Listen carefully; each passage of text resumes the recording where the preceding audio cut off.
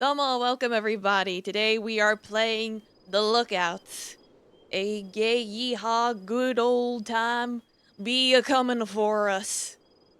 So yes, Domo Lemon Juice, did my happy to you partner. Domo Etymology, sup, how you doing? Welcome. Yeah, no, this game does not have a title screen. You boot up the game and it literally starts here. No joke. So yeah, we're just going to go through with this. It's free on itch.io. I'll put the link to it in the YouTube VOD so y'all can check that out. If I start talking in a southern drawl, it's just for immersion purposes. I say, it's just for immersion purposes. Of course, as soon as I start, the kid'd be howling because he'd be like, what the fuck you doing? So you're sure we can trust this friend of yours' info? It'll be a crying shame if you're wrong about this. This guy's someone to ride the river with. He'd never sell me bunk information. That town has struck gold. That's what he heard. You're gonna cry? I'm sorry. I know, that was ultimate cringe. Why can't Cozy never do it right? I'm trying! Heard? You just heard about it. What kind of source is that? We can't go off of rumors, you nutcase. Cringe, exactly.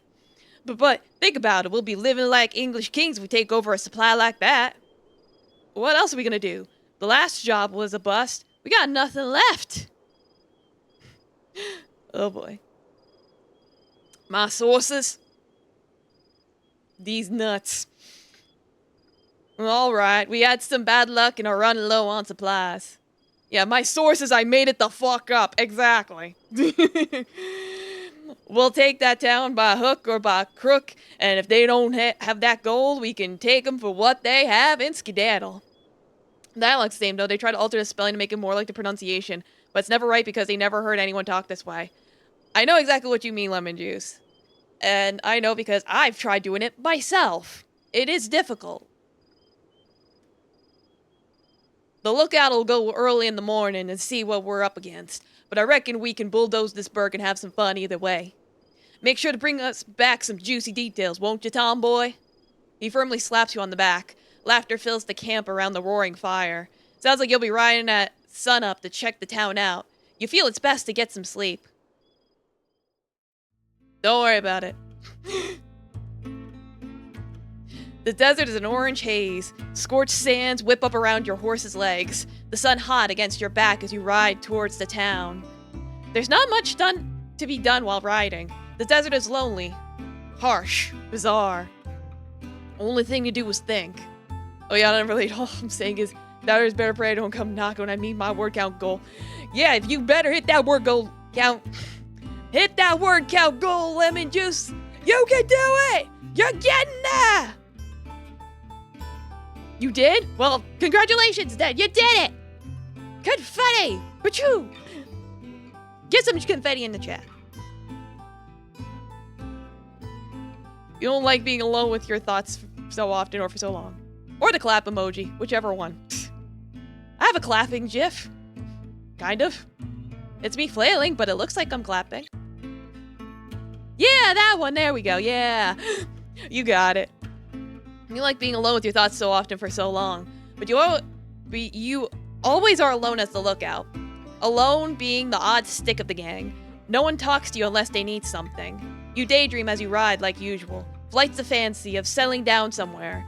You're tied to Curly Wolf and his gang though. Gang. Is it so much to ask to be able to live in peace?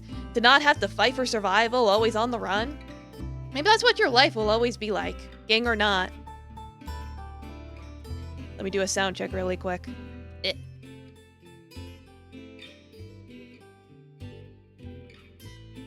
Yeah, can you guys hear the, that cowboy music really clear? I could turn it up a little bit. Like, I had it down really low when I was testing it earlier. You can hear? Okay, good.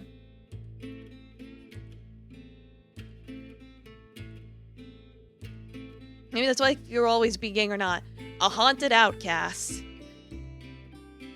They could have sent you off with some playing cards at the very least. You know, do some Texas Hold'em. You come to an outcropping near a cliff. Tying up your horse, you approach the edge and see the town come into view. A nice frontier town, small but clearly bustling with people. White painted signs on the wooden buildings glint and bloom in the midday sun. You can't see much else from way up here, and turn to go get your binoculars. You open your saddlebag and pull the metal binoculars out, brushing it against your poncho to dust off the lenses. Turning back to walk to the edge, a figure suddenly rounds the corner of the large rock you've decided to set up camp under. Ah! Ha! Out of instinct, your hand snaps to your holstered gun and pulls it, trained squarely at the head of this new person. The bird who clearly came from nowhere looks at you, clearly just surprised and out of sorts from your own presence. He shifts backwards, eyeing your hand on your gun. You know, it's just a standard greeting in Texas. The air feels very still all of a sudden, and given you have the upper hand, you take a moment to look at who you just crossed paths with. He's definitely an outlaw, like yourself. A rugged beak shining in the sun centers a face you admittedly find charming. Like them rugged boys. His face and arms are marked with scars. A large sawn-off shotgun hangs on his holster. Since he's a bird, you know to be wary, just like he'll know to be wary of a candid like yourself. Howdy there. What's your name, partner? Joseph. And what are you doing all the way out here, Joseph? You seem like a dreadful long way from where one might think you should be. I could ask you the same question. You stare him dead in the eye. He's pretty calm for someone having a gun pointed at his head, but you can see some of his feathers quivering. Were you trying to sneak up on me, Joseph? You brought me blind when no one else can see? I bet you thought a fella missing an arm would be easy. No, sir. I had no idea you were here till I walked around this here rock. He pats the red stone behind him as if to make a point. Kitty, why are you screaming? Do you hear the violence? Okay, be like that. Sir, what in Sam Hill? You lower your gun, like your shoulder joint just gave out, and let it hang there. In all my years, no stranger's ever called me sir. Well, come me surprised, fella. You'd have to be blind or full as a tick to not see an upstanding young gentleman. Alright, Kitty, you can go on my lap. I know I had to interrupt you earlier, because it was like, oh, I have to get ready to stream, but the cat's on my lap.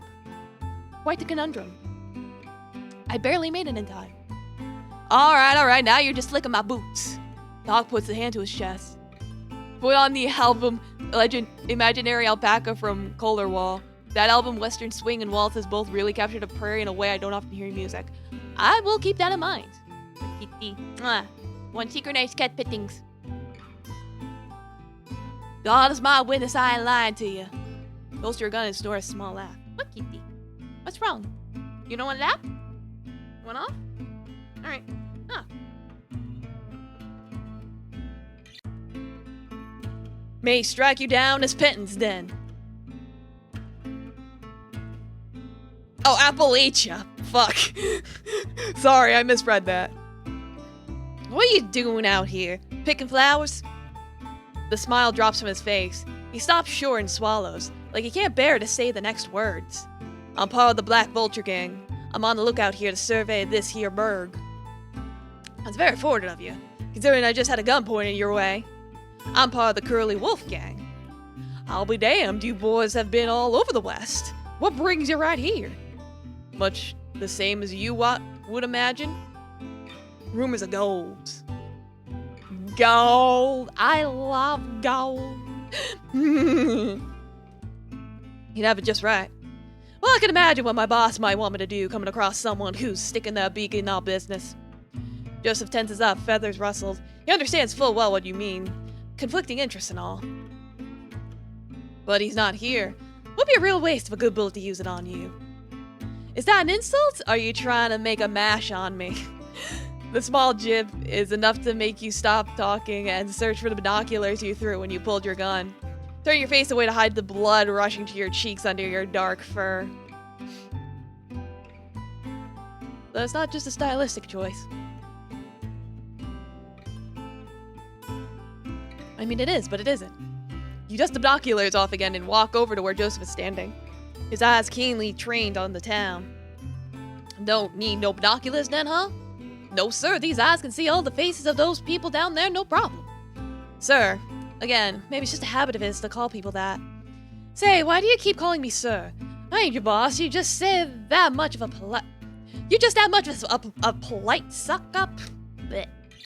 Costs nothing to be kind on the trail, I found. What do most call you, then? You thought this might come up, of course. You're surprised it took this long for him to ask about who you are. What you are. Most would say tomboy, I would think, or other things I wouldn't repeat in such polite company. And what would you call yourself? The question takes you by surprise. Something else no one ever's asked you. I call myself a man. A manly man. Oh, is that so? He's gonna think you're a nut now. You just know it. You'd be better getting on your horse right now and riding back than saying another second round the stranger. How funny. I guess we're in the same boat if I'm picking up what you're putting down.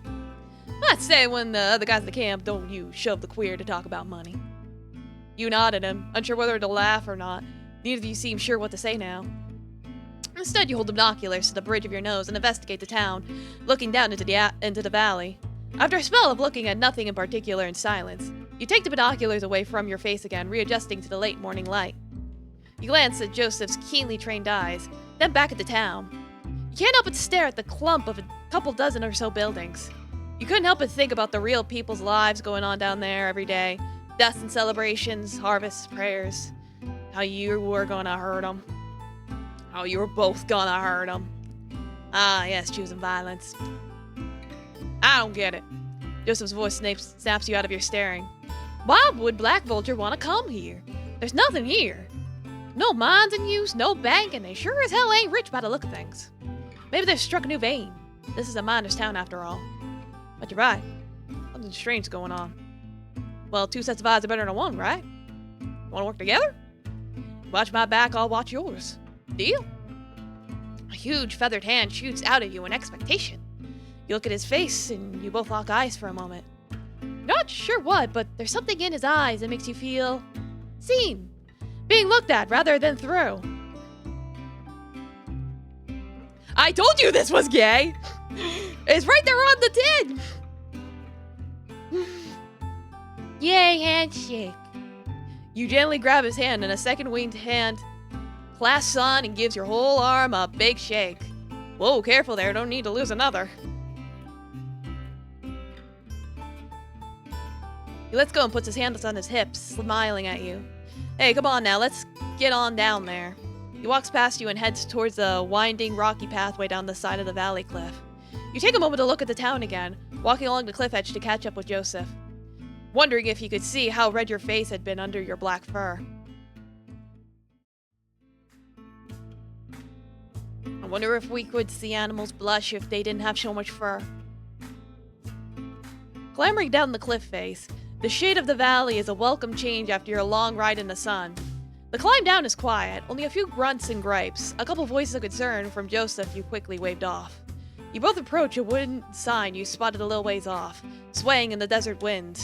It looked relatively new, a board hanging on two chains, a word carved into the wood. Can you read it? It's only a single word, but you couldn't piece together quite how to say it. Well, suppose, about that time. If none of these characters slap their knee and say welp as a signal, it's time to leave. We'll get there probably. Maybe. I don't know. No. Oh, I'm sure someone will tell us. Oh no, they can't read. You notice a familiar smell is drift on the wind as a gust blows through the town past you. Tobacco smoke, whiskey, stewing meat from somewhere. It reminded you of the camp. Walking more into the town, you get a better look at the buildings that were just dots up on the cliff. There was a saloon at least, seemingly one of the older buildings in the town, as well as what you guessed was a sheriff's building, although the sign outside looked to be busted up. Everything else you could see from here seemed to be houses and whatnot.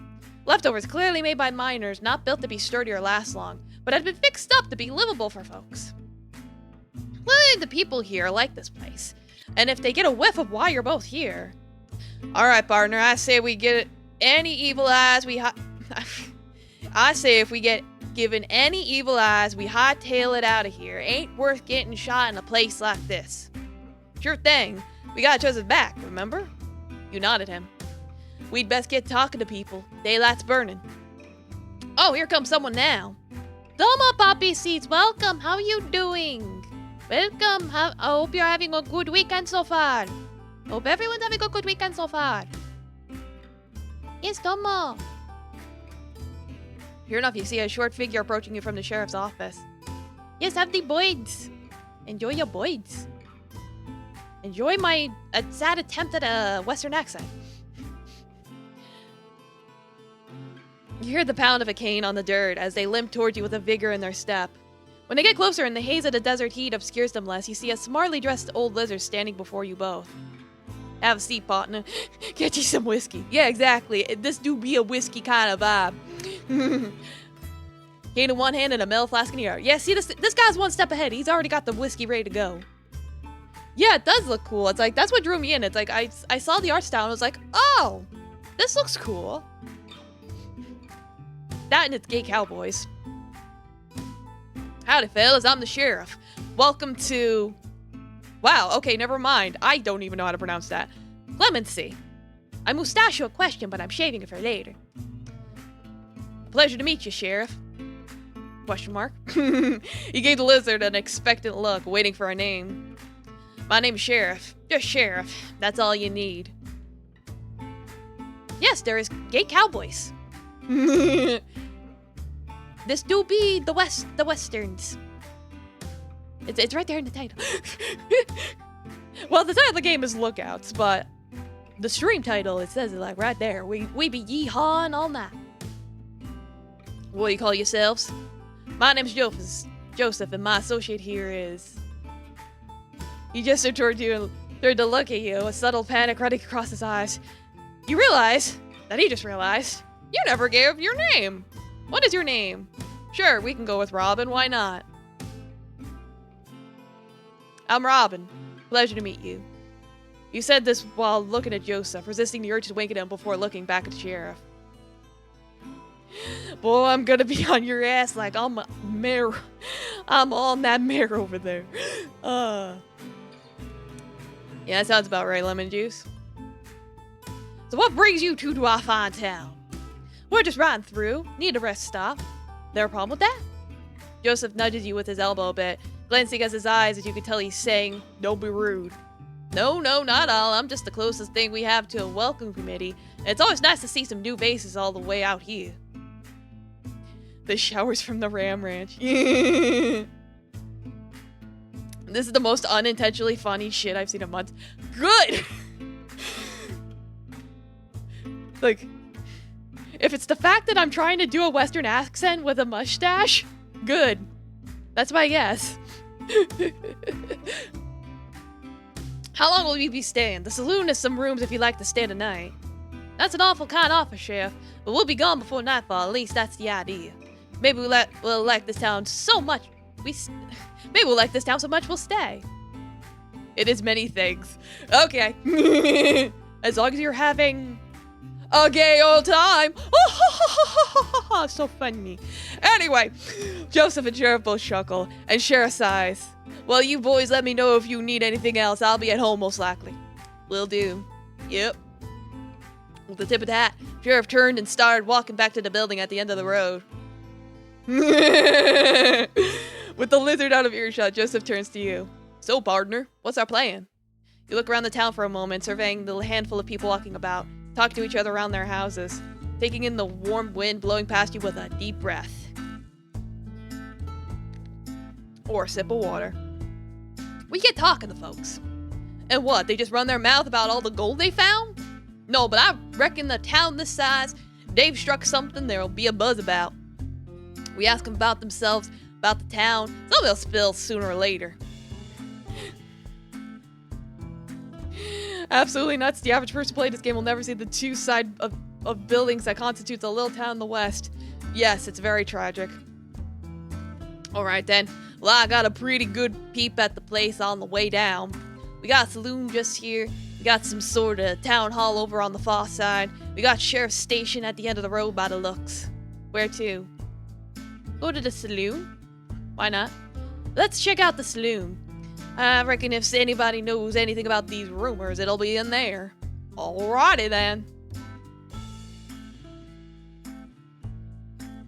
Walking through the doors of the saloon, you're with the very familiar smell of tobacco and alcohol hanging in the air.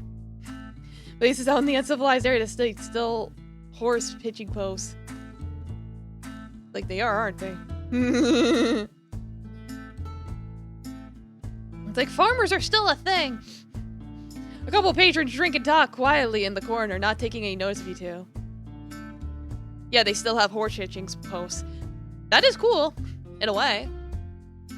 You see a dozen or so tables, and looking up, there's a second floor with the room sheriff mentioned. Howdy there. Your attention is grabbed by an excitable and friendly voice coming from a short bird standing behind the bar, who is now grabbing a couple of glasses. My name's Bartholomew. What can I get you fellas? He started wiping the glasses expectantly, glancing between you two as you both walked a few steps from the doors to stand at the bar. I'll get a beer. All right, and you? I'll, have what he's having. Yep, coming right up. He set the mugs down and disappeared through a door behind the bar into a back room. I don't have any money on me, Joseph. Don't worry about that. It's all me. He patted you on the back with a big wing and a couple times and withdrew his hand when he saw you wince a little. Oh, sorry, was that too hard? No, you're fine. You hadn't winced from pain. You just weren't used to someone touching you like that, at least. Friendly lack. Bartholomew reappeared with 2 glass bottles, stepping them into the mugs with satisfying lugs before taking a couple coins from Joseph. Thank you kindly. You both take a sip. Joseph seems to enjoy it, but you find it a bit more bitter. You try not to pull a face. Not like it? You smile weakly.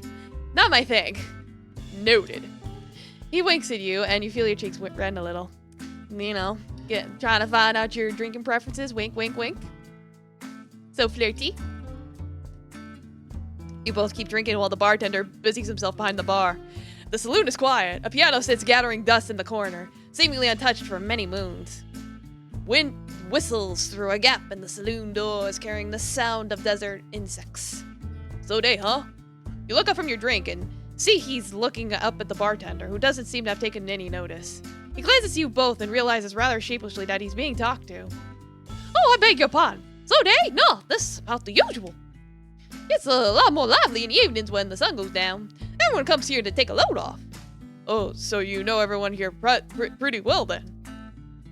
Well, of course.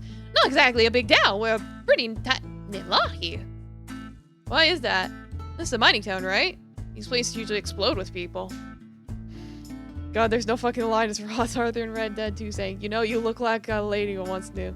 Yeah, I love that horse. Oh, I haven't played Red Dead, but I've heard good things about it. Oh, well, I can't say I know much. He looks oddly unsettled by your question. How long have you lived here for? He perks up again from whatever you said that troubled him, the brightness returning to his voice. Oh, well, I'd say somewhere close to 8 years. That's a darn long time. Yeah, I suppose it is. What made you stay? Never mind staying. How'd you even find this place? I didn't even heard it till we stumbled past. Bartholomew's cheery smile dropped a little, morphing into something more wistful, like the face of someone looking at an old, now bittersweet photograph. Look at this photograph. You boys ask a lot of questions, don't ya? You and Joseph look at each other for a moment, expecting the other to say something, but nothing comes out. I don't mind. To give it a fair shake at this town ain't the most exciting. It's nice to talk to some new ears that ain't tired of my squawking already. He gives a little half-hearted chuckle.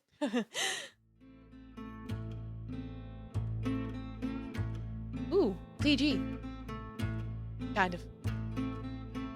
Well, I found this place because I heard about there being gold. Well, that was quick. Looks like a lot of folks I was fixing to get my fill. Like a lot of folks I was wording it wrong. You and Joseph both lean on a little at the mention of gold. My fiance was running away from home, and I was going with him. We thought we'd go out west and make our fortune. Looking back on it, I get why so many called us foolish. I might have been one of them if it were the other way around. But we had our hearts set on it. We followed the road by wagon, and it was damn tough. hellish even. Thank God, lucky stars, we made it to clemency on a wing and a prayer. That was when we really felt like we were foolish. When we got here talking about gold, we almost ran out of town. We almost got ran out of town. You don't know the details, but there was a lot of trouble here when miners ran this place.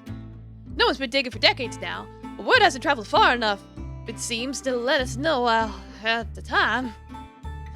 At first, Sheriff told us to leave, didn't want no more of our con causing trouble.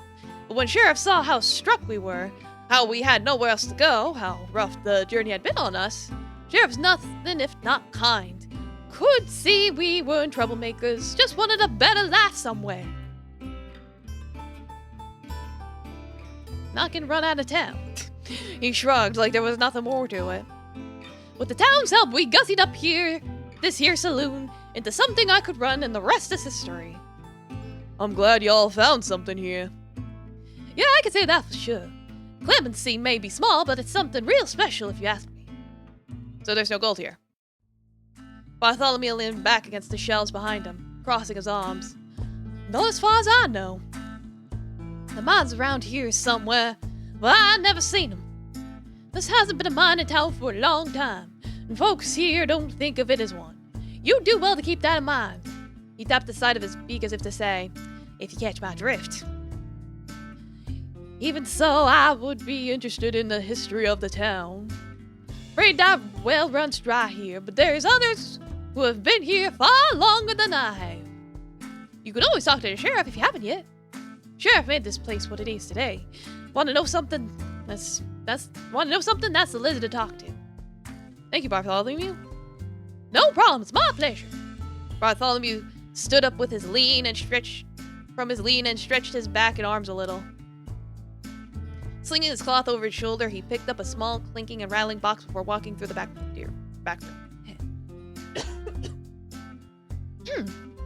Daylight's burning. Think we best get going. Agreed. You stopped at the bar and waited a moment while Joseph downed his beer. And then yours too. Hope we can hold that. Oh, please, how little you must think of me. Only a couple beers. You should have seen me at the Long Branch and Dodge. Drank the entire gang under the table. You can't help but smile at his cockiness, unsure whether to believe him. You really think that the times the gang had gone to the bars, you were always told to stay outside. Don't wander off. A dog on a leash waiting for master to come back. Staring at the lamplit streets and hearing the braying crowds all around you, drunken strangers enjoying each other's company as much as their liquor. At first they told you it was dangerous for you to stray too far. Then they started telling you to stay outside after you'd beaten the teeth out of a guy in an alley who you knew had been staring at you. Couldn't have you causing them needless trouble. You can't be a naughty boy. Off so soon. Bartholomew reemerged into the bar, looking expectantly. Is that like the third time we've heard that word? Don't be a stranger. Don't be a stranger, strangers. You're welcome to come back here. You're welcome to come. I'm tripping over myself. You're welcome to come back later when the bar's more lively. My husband would love to meet you both. The casual lilt of his words caught you off guard, and you think you see Joseph stumble a little. Yes, the bird is gay. Plot twist, they're all gay, probably. It's like, that's usually yaoi logic, is everyone's gay. Failing to get any words out. He just tips his hat and you both leave the saloon, stepping back into the dust and dry desert heat. I'll blow my nose because I don't want to choke. Be running 1,000,000 miles an hour. Alright, let's go to the town hall. There might be a meeting we can drop in on at the town's hall. Seems worth a look. Sounds good to me. I wouldn't mind sitting down a spell neither.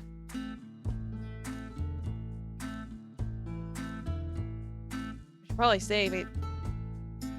What you failed to realize, partner, is this a yaoi? Best be starting to believe in yaois, partner. You be in one. You both start walking in the outskirts of town, weaving between the clumps of houses and down the dirt banks. You keep walking on a flat stretch, smooth and compacted from the frequent travels of people. Some townsfolk on their porches wave at you, or give a little afternoon as you pass on by. Is it just me, or does it feel like everyone here is nicer than most? Well, maybe, but I ain't complaining. He gives an enthusiastic wave to a small kid shyly hanging around outside their house under the shade. I just realized I didn't turn something off. 1 second.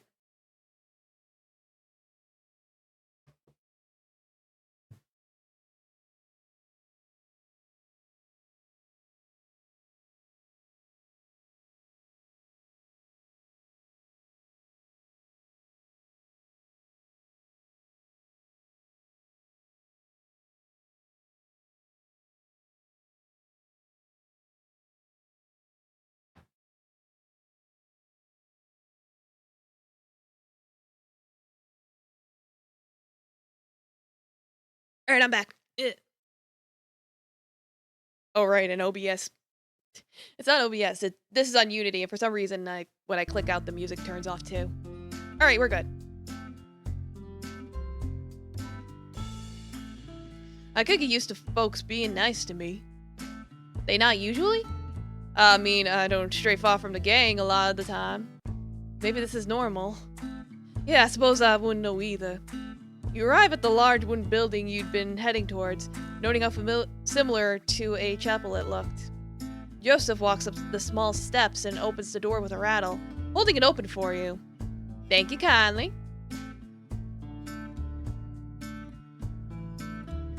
He follows you into this short, darkened hallway, closing the door behind him with another wooden rattle. The meeting hall is fairly large and simple and bright. The wood walls are varnished and gleaming from the ample sunlight filtering through the arched windows. Rows of benches line the aisle, half facing away and half facing toward you on each side. Sitting on a nearby bench turned away from you is a hunched figure in black. Hearing you come in, the figure jumps to life, rising from the seat. They turn to you both, revealing themselves to be an elderly tortoise, holding a small book in one hand. Oh, do my eyes deceive me, or do I see new visitors to our town? He walks with the characteristic slowness of someone his age and nature down the aisle towards you both. Someone his age and nature down the aisle toward you both. Wording. With a sprightly spring to his step. He tucks the book under one arm and extends both his hands to shake hands with Joseph and then you.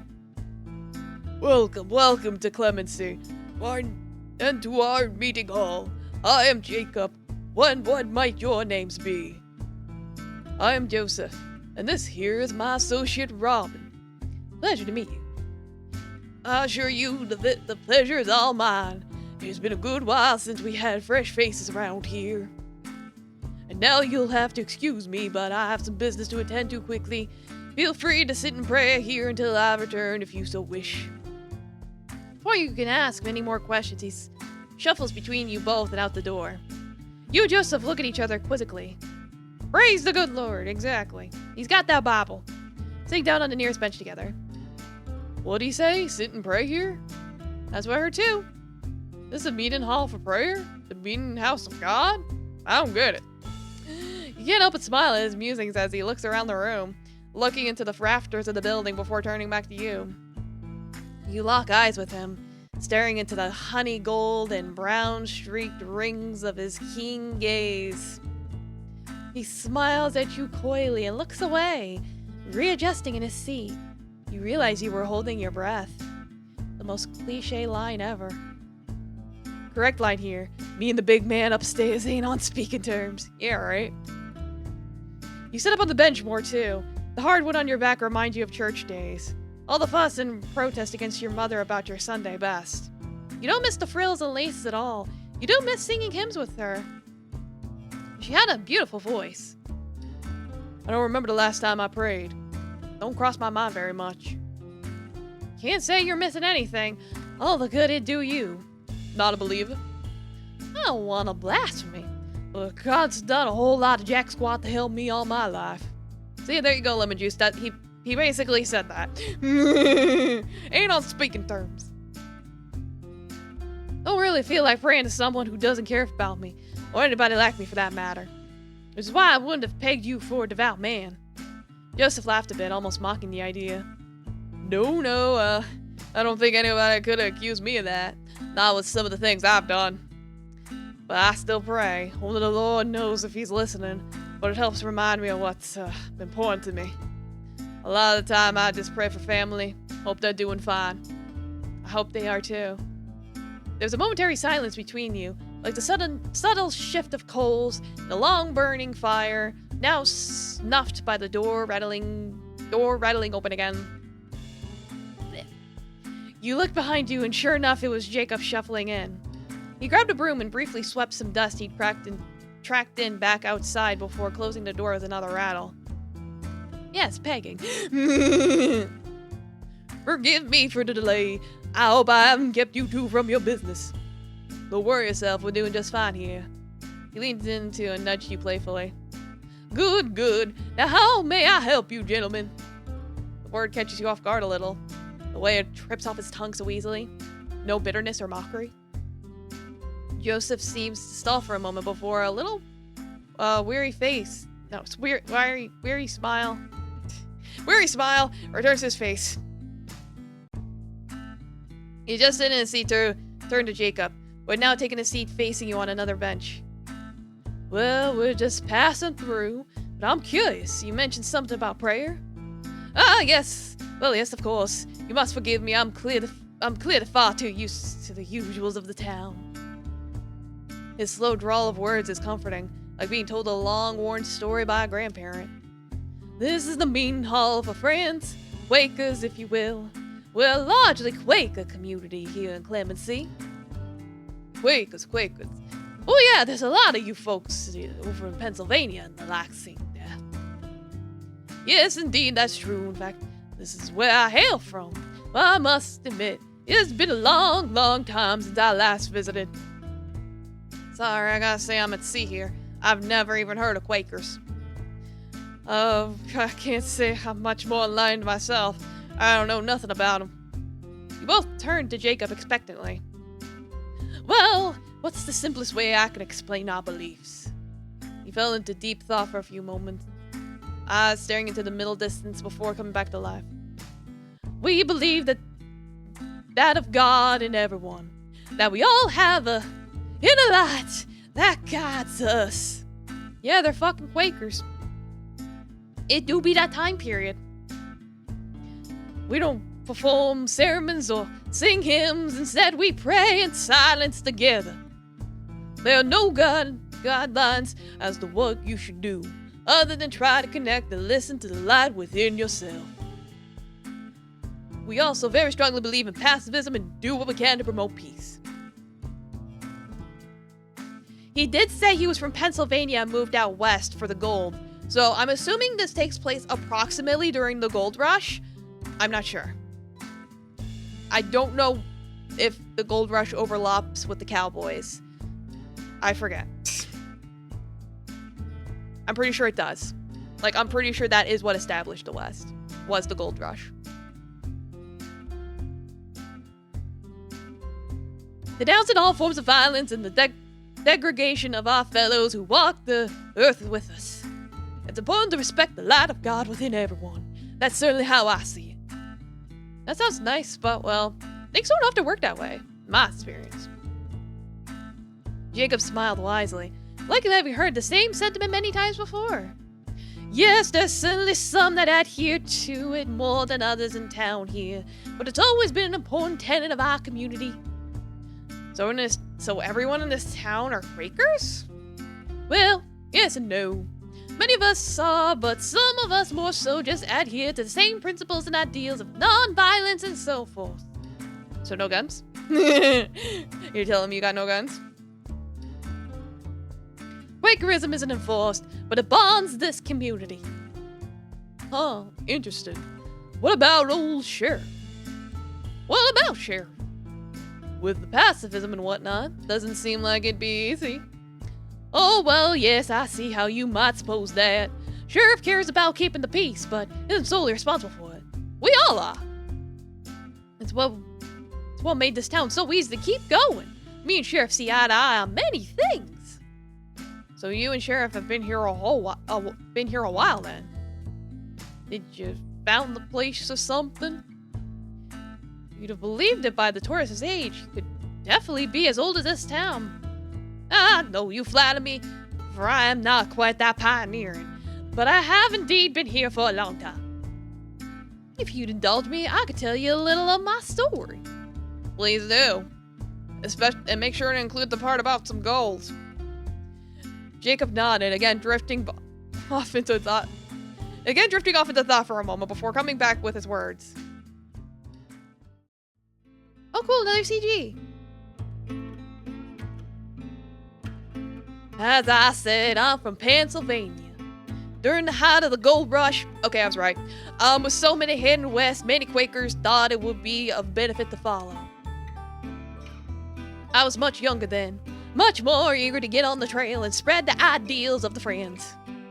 Although I can't say my love of babbling has waned much. He gave a charming and hoarse little laugh at his own jibe. The trail was very hard, but I learned much from others in the caravan, from towns and cities on the way. So much to life and light.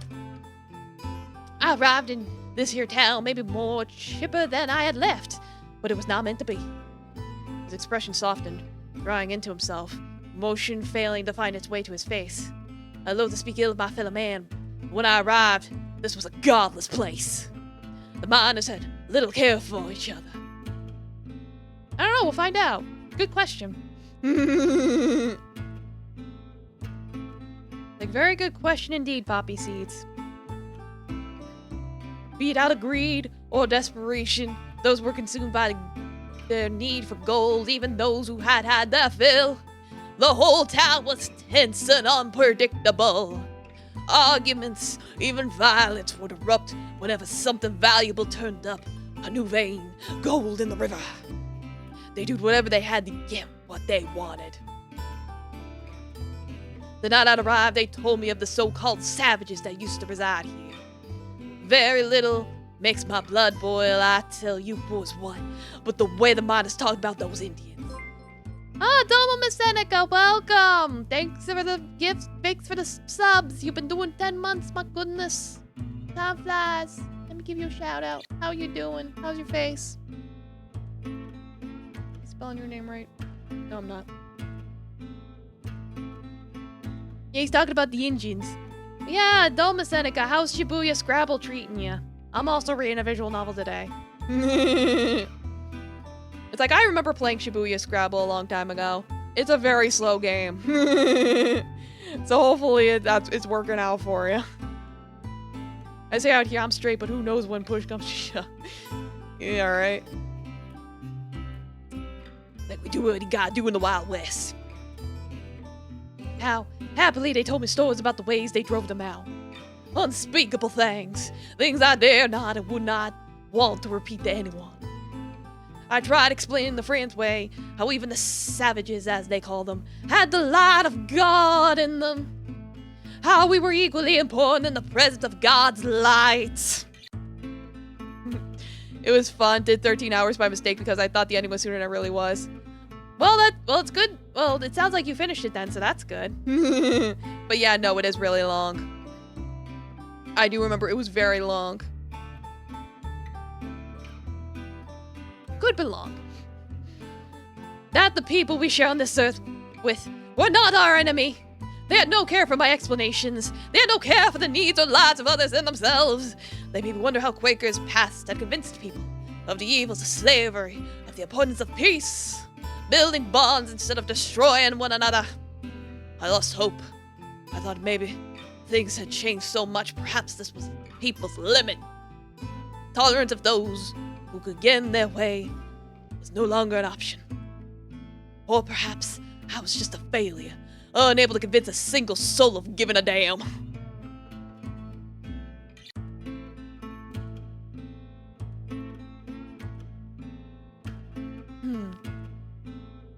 The old tourist looked forlorn, brow furrowed, like he was reliving these moments so vividly that these were the same faces he wore. Then along came Sheriff. Oh, Sheriff! I was a little worried when Sheriff was first assigned to the town. That I'd just have another person to fight with, someone with authority on the side of the miners. Instead, I found a kindred spirit, someone who actually listened to me and agreed with me on many things. Maybe making me sin a little. Very quickly, we became firm friends with quotation marks. Girl, stop. Eventually, Sheriff got sick of the miners, decided enough was enough, and shut down the town. Forced the miners to move elsewhere. The entire time he'd been talking about Sheriff, the sheriff, his face was lively and lit up. His hands moving with his words. Yeah, me and him become real good friends on the trail. Exactly. Busted the wheels off the chuck wagon. Yeah, exactly. It was a lot like how your pastor used to give sermons. Surely there was some resistance to a whole mining town being packed up like that.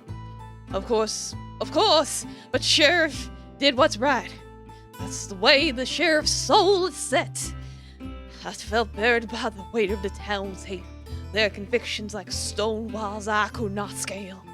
I'd be grateful to God until the day I die. The sheriff came here. I was given so much hope when I lost it all. And you've been here ever since? Jacob chuckled.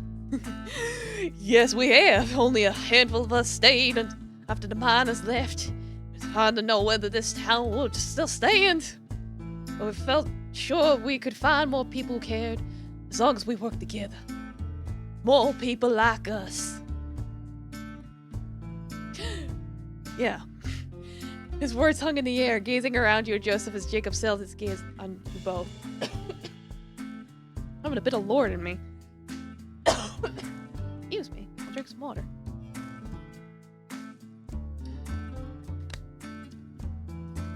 You're talking about the gods, that takes a lot of energy out of you.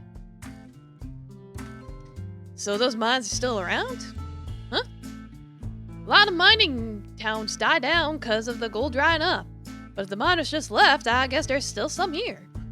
Well, yes, I suppose so. I can't say I've thought much about it in recent years. We don't encourage those looking for gold. I'm sure you understand. It's nothing but trouble.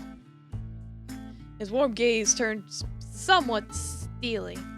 You weren't sure how long it might go on if Joseph didn't pipe up. Course, Jacob. We're just a curious bunch. Thank you for talking with us strangers so long. His stern eyes disappeared in an instant, and he humbly waved away Joseph's thanks. No, the pleasure's all mine. It's been good to talk to new ears.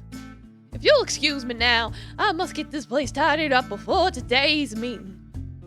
Wake a meeting? Yes, indeed. You're both welcome to join us if you'd like. Thank you, Jacob, but I'm thinking we'll be off anyhow.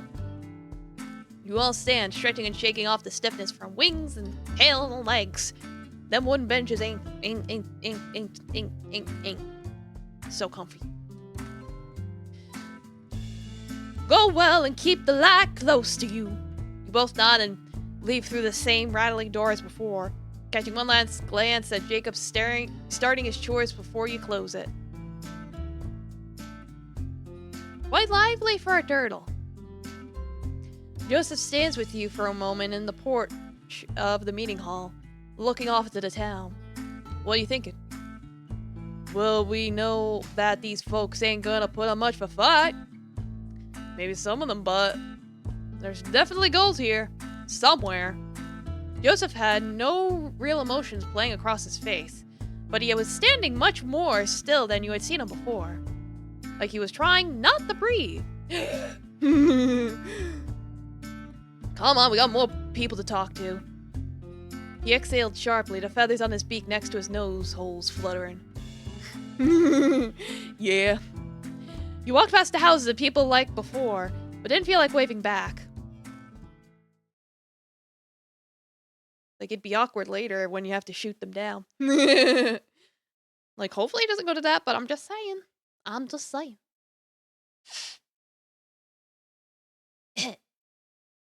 The dry desert air, like my throat, is warm in your lungs, like my throat.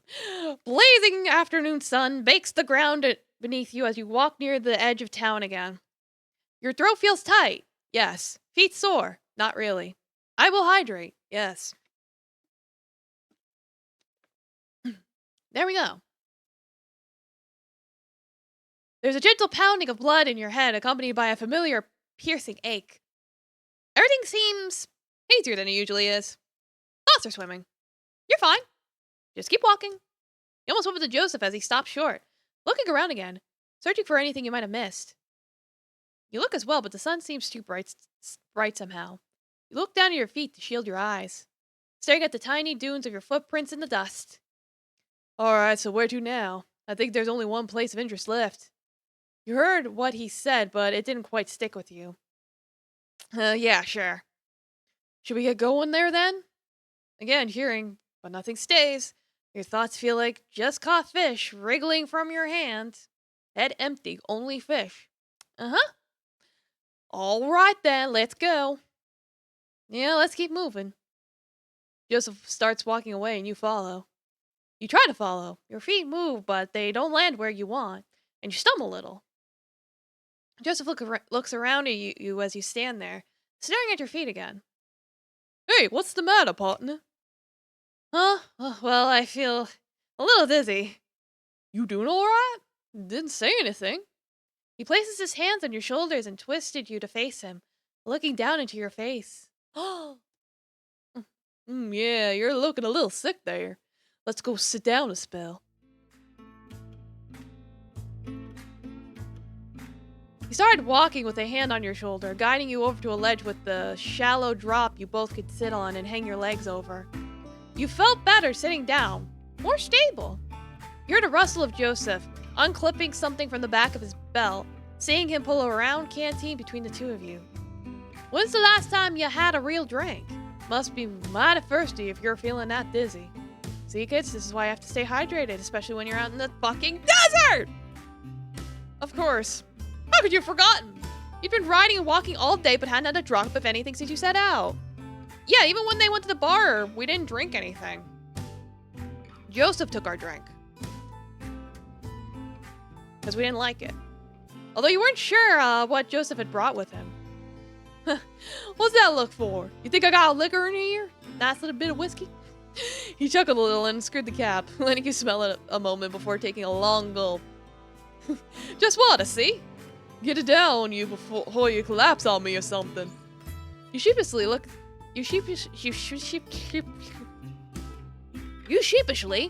took the canteen from him and gave it a little wave in his direction as a cheers.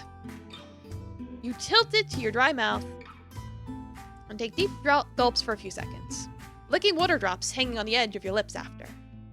What? Bit warm for my liking. Can't beat cold water from a clean stream, but better than drying out like your mama's washing. You take another swing before handing it back to him. Thank you. Don't worry about it. Just pipe up next time. Want lap, kitty? Kitty, you wanna go on my lap? What do you want? Come on.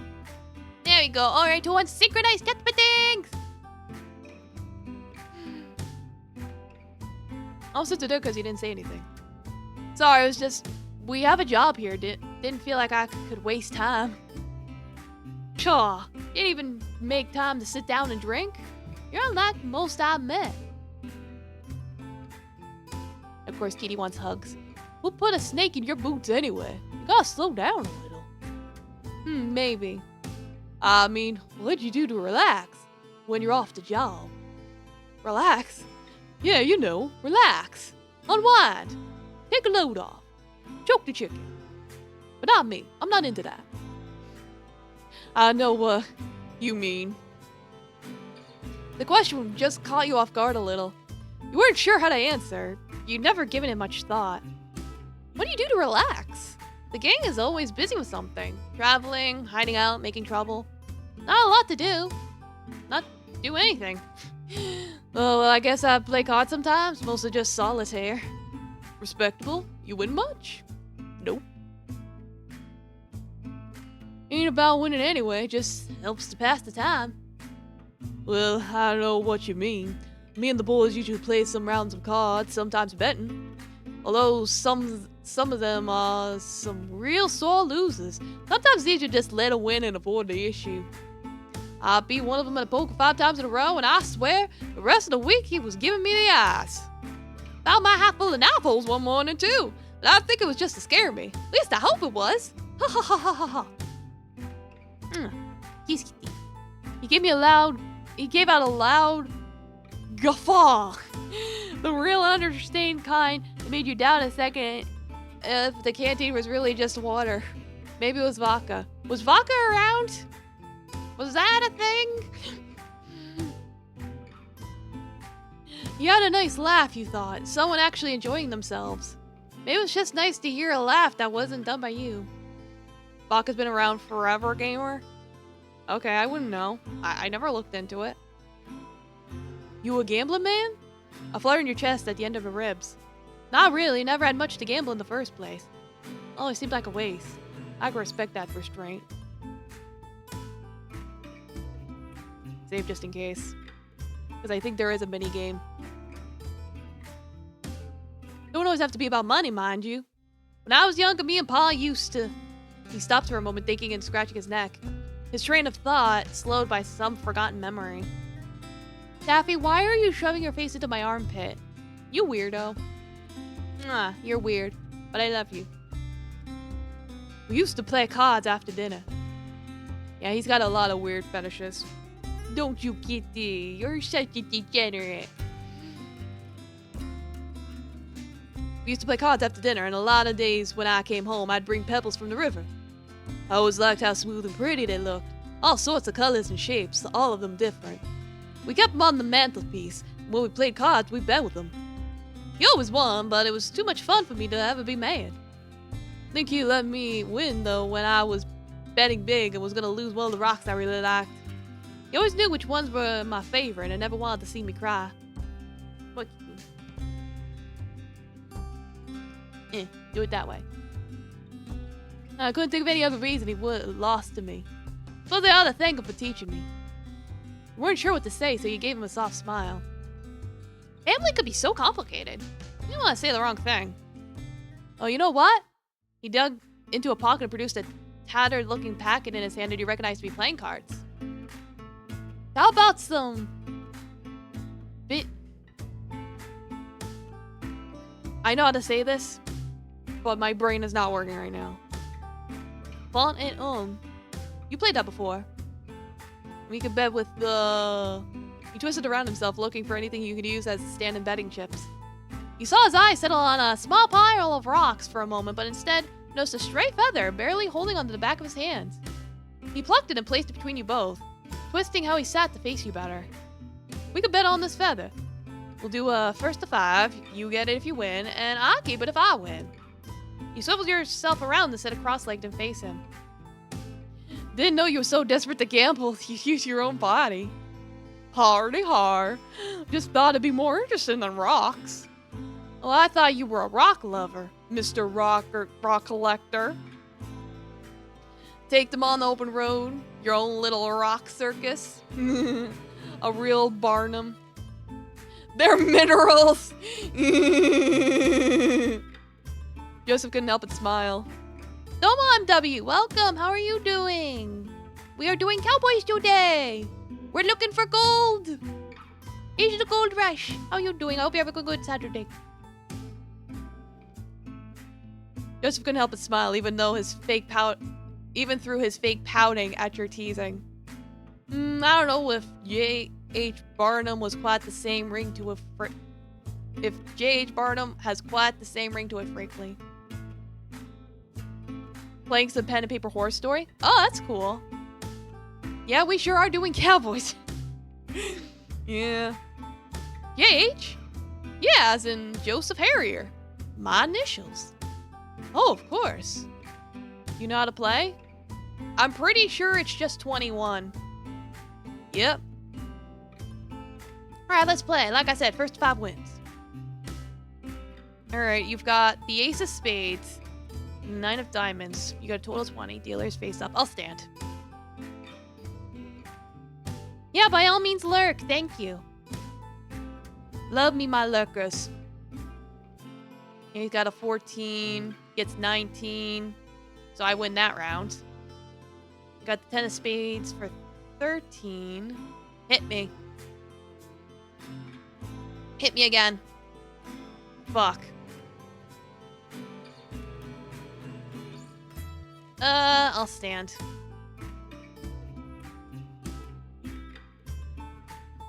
Dang, I lost again. Hit me! Stand! Is that a stand user?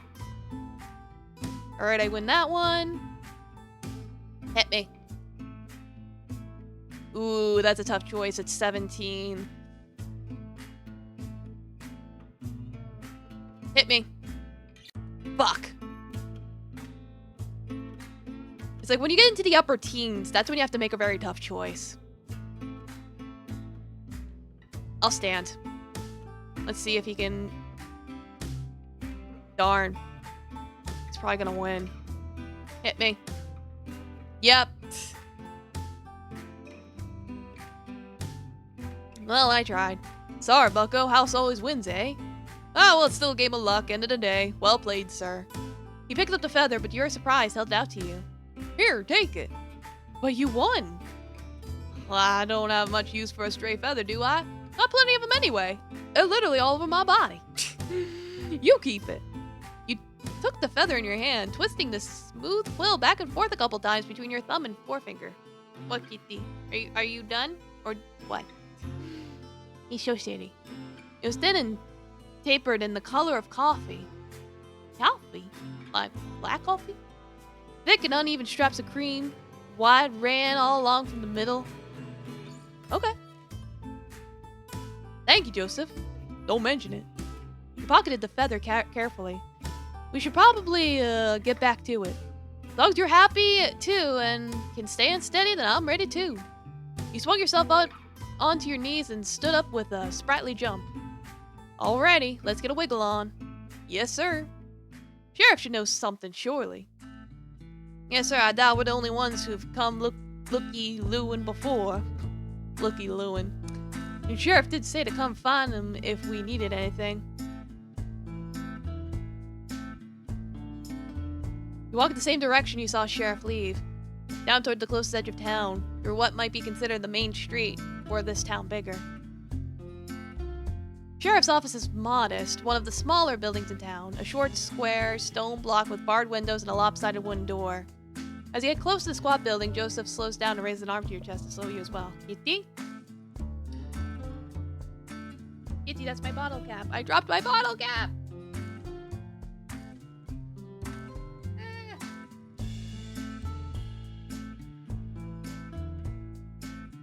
Okay, I got it. Kitty, you're gonna knock over my mic. Alright, goodbye. Kitty is done. Yeah, Kitty, I had a feeling he was gonna bat at it, so I was trying to grab it.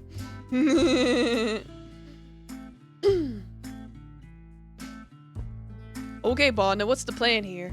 You and I both know Sheriff is gonna be the most paranoid, owl-head son of a gun in this burg. We can't go bolting in there shooting our mouths off about just anything.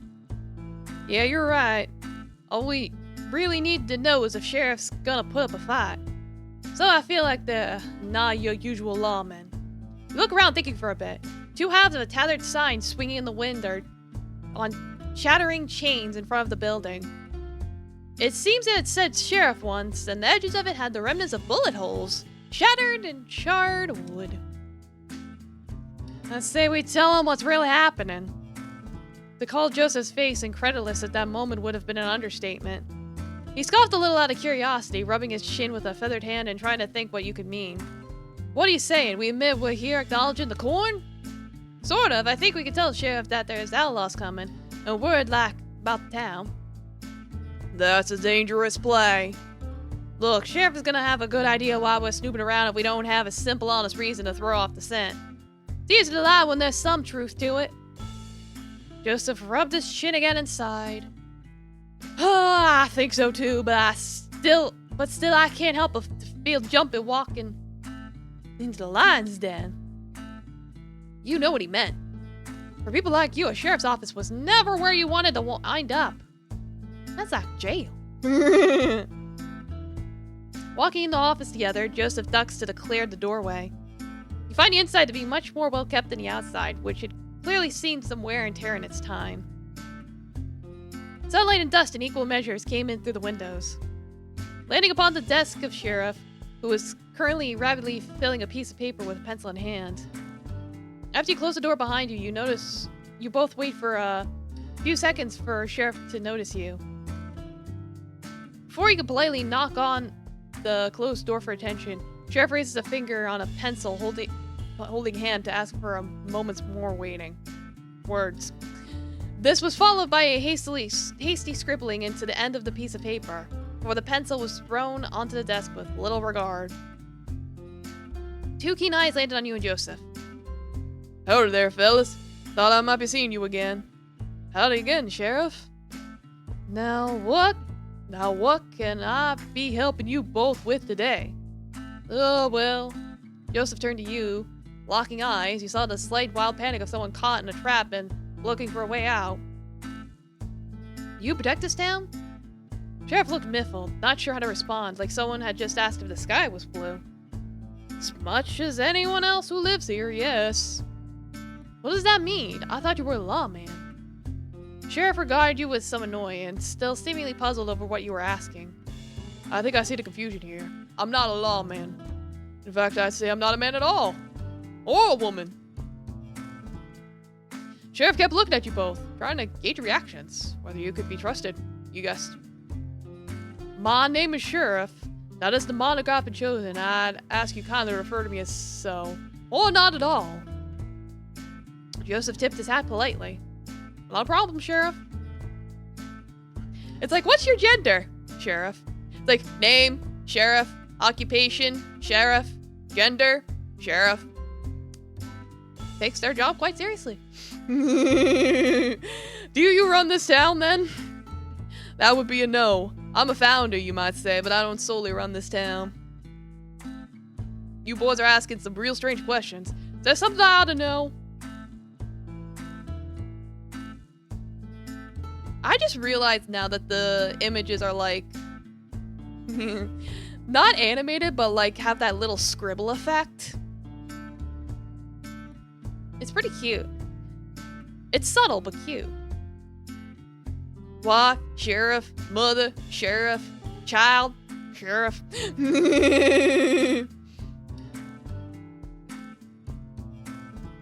Education, sheriff. Joseph had faltered, and now you did too. This isn't what you just planned. You were just saying the first things that came to mind, fixing on Sheriff with a calm pair of eyes, but a shakiness in the knees. Maybe you hoped Sheriff would say something that would both change things. Change what you were both there for. Before you could fall over, Joseph placed a hand on your shoulder. You tensed before he gave you a light squeeze, stepping in. We heard from some other fellas on the trail that there were outlaws around, coming this way even. I see. Well, you boys shouldn't worry.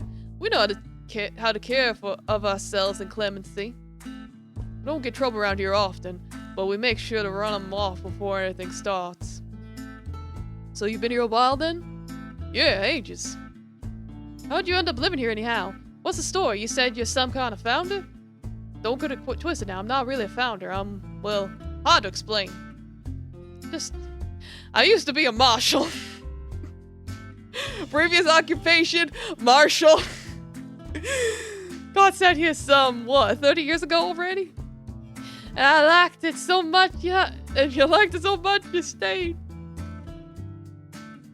Joseph gives a low blow of a laugh, but Sheriff's is much more half-hearted. No, well, I wish I could say things back then were as good as they are now.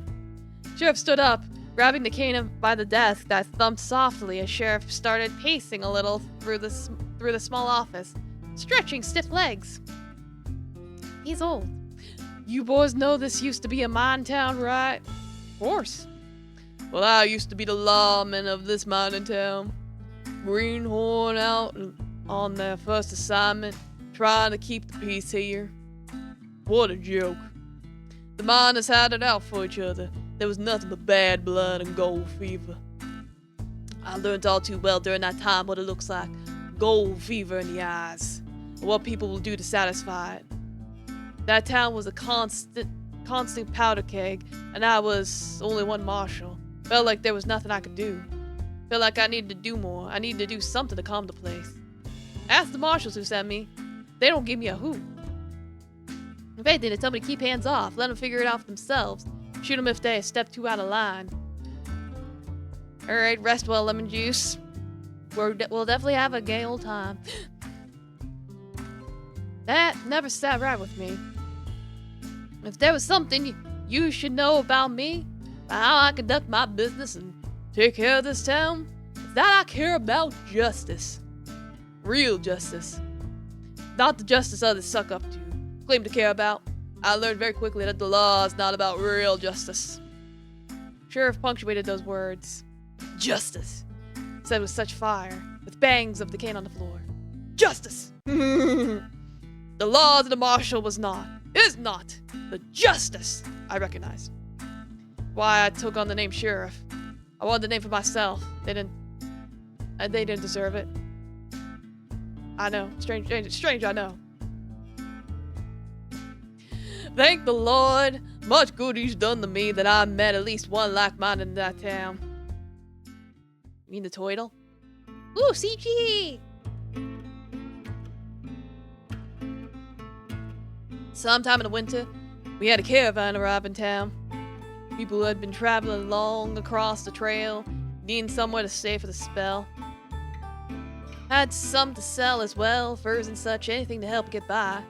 Friendly folks, I enjoyed their company, spent a night drinking with them around their wagons. The miners didn't take too kindly to them, didn't trust them. That was a week I'll never forget. Constant accusations of stealing and flare-ups, shouting matches almost ending in drawing irons. The miners were so darn jumpy and owl-headed about the sides of things. 3 days later, a miner turned up dead, stabbed into sleep. Oh dear. The miners all accused one of the traders of doing it, a Mexican fella. Claimed it was his knife that did the deed. I had to arrest him. Held him in this cell here. A tap of the somewhat rusted metal bars of the cane ding ding rang out into the room. The traders all came to tell me I was wrong, that he never do something of the sort. They helped push me in the right direction. I'd already had some suspicion about the miners' claims. A lot of accusations had been flying around about the Mexicans and Indians traveling in the caravans. I did a little investigating and found that the miner had been killed by one of his friends. Another feud about gold. Some stolen or missing, and his so-called friend had killed him for it. Miners wouldn't believe it, insisting the man in the cell was guilty. I wonder if maybe they just couldn't see what I could. See things through my eyes. The sheriff's eyes. Felt like a mockery of justice! Of everything I cared about. It was the straw that broke the camel's back. Early the next morning, I asked the traders to leave and take their friend with them. We ain't no murders here, no, not allowed. Sheriff notices how intently you both are listening, watery eyes flicking between you both. Aw. Anyway, that's a lot of babbling for me already. Long story short, I kicked the miners out for the better. It made it sound like it was real easy. How'd you get that many miners to just abandon gold? I did what I had to, and I have no regrets or weight on my soul for it. Really, getting them out, that was the easy part, I suppose. We'll move to rebuild some of the town further from the mines. We all wanted a fresh start. The years since have been hard. Very hard. I don't have this stick just because I've been sitting on my jollies and gazing at sunsets. This town may be small, but it's a lot of work to keep going. Sheriff turned and went to sit on the desk again, the chair creaking beneath old bones. Don't take my gripping to think I'm not thankful for this place, though. I've done a lot for it, but it's done just as much, even more even, in return. How do you mean? I can't say I ever really had somewhere I lived do so much for me. The sheriff sighed softly, looking out the windows into town, a clear view of the cobbled-together houses cascading down the shallow hillside. Clemency has given me somewhere to live. I had many hopes when I chose to stay in this town to try and make something of it. I've worked hard to earn the respect of those who live here as a person, not as an authority. I'm still a sheriff, though. People here don't see me as an oddity. They don't fear me. They don't mock or interrogate others for how they live. This ain't just a community. It's family. We're all far from our homes, from the people who made us, but here we can make ourselves what we want to be. We can be the sheriffs we always wanted to be. A town runaways who don't gotta keep running anymore. Sheriff stared out the window for a few moments. The sun was a bright golden shine across wistful eyes. Turning back to you, Sheriff pulled back into the desk and got comfortable once more. Anyways, that's enough stuff from me. Those outlaws, all you want to talk about? Yeah, I think so. You wish you had more questions to ask, more to say, more to hear about, but no other words escaped your maw except for thank you. Don't mention it. Thank you too for the tip-off. I'll keep those old peepers peeled. Yeah, thanks for all. Thank you for talking, Sheriff. We'll be on our way now, but I did have one more question for you. You still with those marshals? In contact with them? I quit the day I rebelled against the miners. Never heard from them again. So basically, it's just a bunch of people living in town in peace, happy, together, and we're gonna ruin it for gold. Woohoo! Joseph nodded, tipping his hat, and Sheriff tipping in turn. You stepped out the station into the blinding sun together. Words!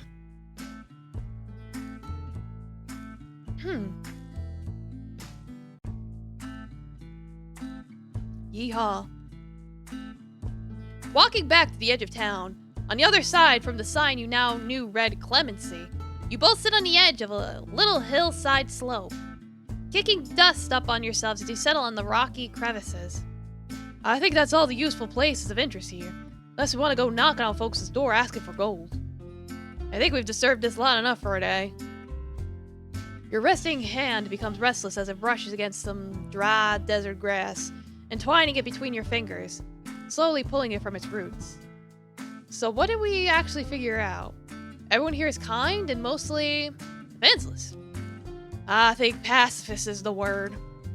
You tug more grass up into your hand.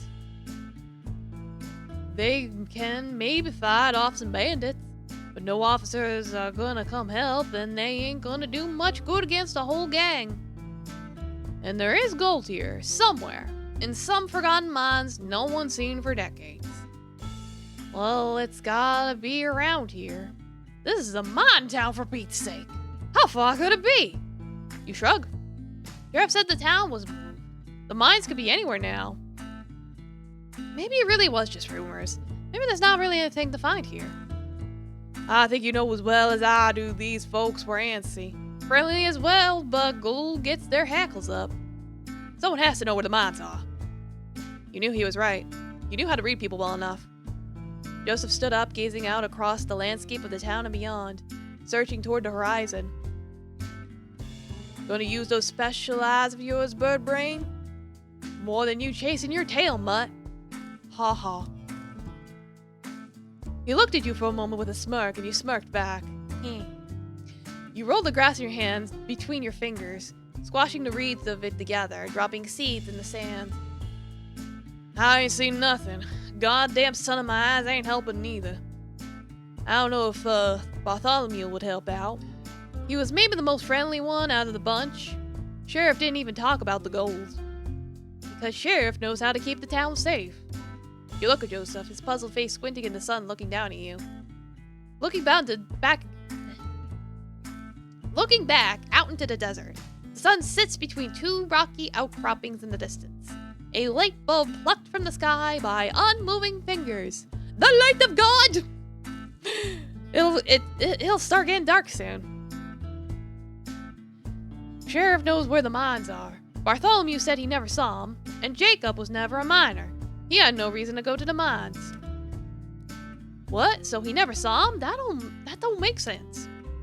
I'm not saying that. I'm saying even if he did see them back, he wouldn't remember where they were now. Sheriff still knows where they are because they're the biggest danger to the town. I'd wager Sheriff even checks up on them ever so often to make sure it's undisturbed. Huh. I guess that checks out. We don't have the time for a stakeout though. You balled your hand into a fist, the grass yielding and turning to dust. We really like playing with the grass. At least we know how to touch grass. We don't need to know where they are anyway. We all just need know where the mines are. Would just be a penny in the hat. We should think about our next move. You ignored the tiny knot in your stomach as you thought about what to do next. You should just leave, but there's nothing else to do here. We should just think about resting. Getting dark soon. I think we could stay at the saloon. Sheriff did offer. You sure you want to stay here for a night? Seems like the least we can do before we leave. Unless camping outside has a mighty appeal to you. Joseph flashed a weary smile. Alright, let's go have a look first. No point bringing the horses down if I can't afford the rooms. Standing up, you feel the dust fly between your fingers with the winds blowing east and follow Joseph a few paces behind. Watch there only be one bed. In classic yaoi fashion. You walk towards the saloon again, looking forward to having somewhere to rest. You don't remember the last time you actually stayed in a room somewhere. It was always a tent or just in your bedroll, lying beneath the stars. You see Sheriff and Bartholomew standing on the porch of the saloon talking intently, but can't pick up any clear words on the winds. Sheriff noticed you both as you approach, patting Bartholomew on the back as he takes his leave back inside. Sheriff leaves the shade of the saloon's overhang, walking with purpose towards you both. The blue of the sky was starting to fade into oranges, pinks on the edge of the sparse and tiny clouds overhead. You both slow to a stop as Sheriff approaches you quickly. The face approaching you was different from before, and you see Joseph's face fall a little. Sheriff came to a stop in front of you both, twisting the cane in the dirt a little. The old and frail figure standing in front of you was shaking a tad. You could hear slow and deliberate breaths from the chest. The usual confidence and bluster off of Joseph dissipated under this new glare of Sheriff's. The new and sharp eyes, unlike those you'd seen when you arrived. There was a tiredness in them, a fierce tiredness beneath which was a wild look you'd only seen in the eyes of the newly grieving. Gripping the cane, scaled knuckles turning white, Sheriff spoke in a low and calm voice. Yeah, I should have known. Thought maybe I was wrong this time. Y'all seemed so, I don't know, like you should be here. Even so, I knew there was something off with what you were asking. Oh, fuck, the jig's up. Is everything alright, Sheriff? We were just going to see if we could stay at the salon. The Sheriff slammed the cane into the dirt with such force you feared it might crack the earth beneath. You know damn well things are not alright. I had a little chat with my friends around town, talked about the newcomers, what they've been asking about. Just passing through town, give me a break. I should have known it was too good to be true. I know when I see the gold fever in them eyes. We're not here to cause trouble, Sheriff. We'll be on our way tomorrow morning. Really now? Well, he's got a gun! Sheriff reached a free hand behind and pulled an old revolver to point at you. I'm gonna say this, and I'm gonna say it once. I made a promise to protect this town and the people who live here, that I would do what was right by them. So both of you are gonna turn tail and leave right now, and you never come back. If I ever see either of you heading this way again, I will shoot you dead before never fur or feather crosses that town line. You stood still next to Joseph, a small fear of taking hold as you feel like the wind might knock you off your feet. What kitty? Did you hear my banging? I was banging for dramatic effect. Understood, Sheriff. Joseph started walking away, not stopping for you even as you stood there a moment longer just to say one word. Kitty. Sorry. You knew that couldn't make up for it, but it was all you could muster from your tight throat. Oh, Kitty. Kitty being a city boy. Hmm.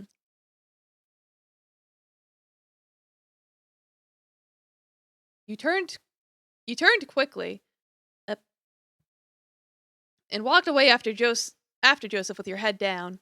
Staggered your feet as they rhythmically sped one after another through the dust tracks of a town you couldn't come back to. Well, so much for that.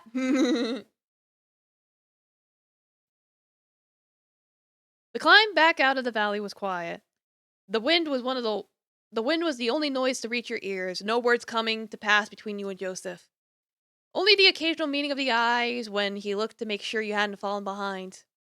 Those eyes, that face you'd grown accustomed so quickly to, having at least a hint of a smile resting, was devoid of much emotion at all. Wasn't thinking about it, you felt, but to not think about it meant to not think at all. And so he didn't. His limbs carrying him up the path, but no one was home. You understood, of course. As much as you'd like to not think about it either, you could ignore the small dread in your chest. Like it was in the cavities of your insides, sleeping around in between your organs, a creeping tar. Not a suffocating tar, just making you feel heavy, dense. You stop walking now, you don't know if you'd start again. The sun was starting to dip into the horizon when you reached your original meeting spot at the top of the cliff. Both your horses were lying in the long. Both of your horses were lying in the long shadows of some rocky mounds, your own shadows stretching across the sand as you go to tend to them. You both hauled your bedrolls off and started to unpack them, giving the horses some water and sorting through your belongings. Still without a word, a camp for the night quickly formed between you as you worked. Joseph had brought a thin metal stand with him to hang the cooking pot over, and gently tossed you his book of matches as he erected it. You struck the match in a familiar fashion, placing it in the middle of a dried assortment, blowing gently to encourage the shy flame. Lifting your head back from the budding fire, Joseph was having a little issue getting his stand to, well, stand. His face was still the same neutral, empty face from before, and you noticed a little catch of a joint that hadn't flipped properly. You brought your hand up to flick it out of the way. Either the lurch of the stand falling into place or the momentary touch of your hand against his seemed to jolt Joseph out of his listless state. Thank you for the follow. Domo, welcome. Thank you. A smile, just a small one, a weary and wary one, had returned to his face. You were glad to see it again. It was enough to make your chest a little lighter, the tar receding just a touch. A touch. Hey, the music's playing again.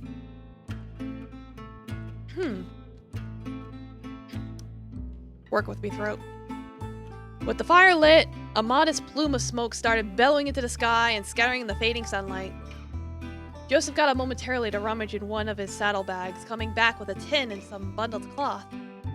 I've got some, brains. The beans. Some salted pork, too. Not sure what you got with you.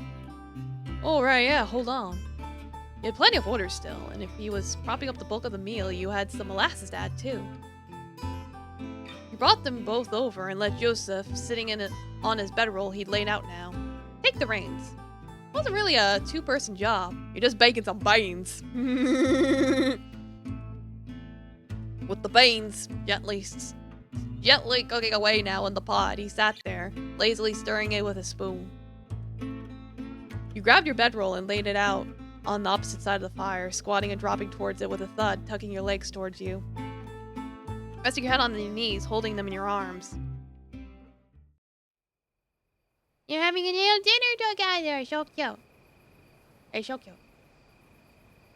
The two of you sat like this a short while, watching the pot steaming away, the orange flames flicking the underside of the well-used metal.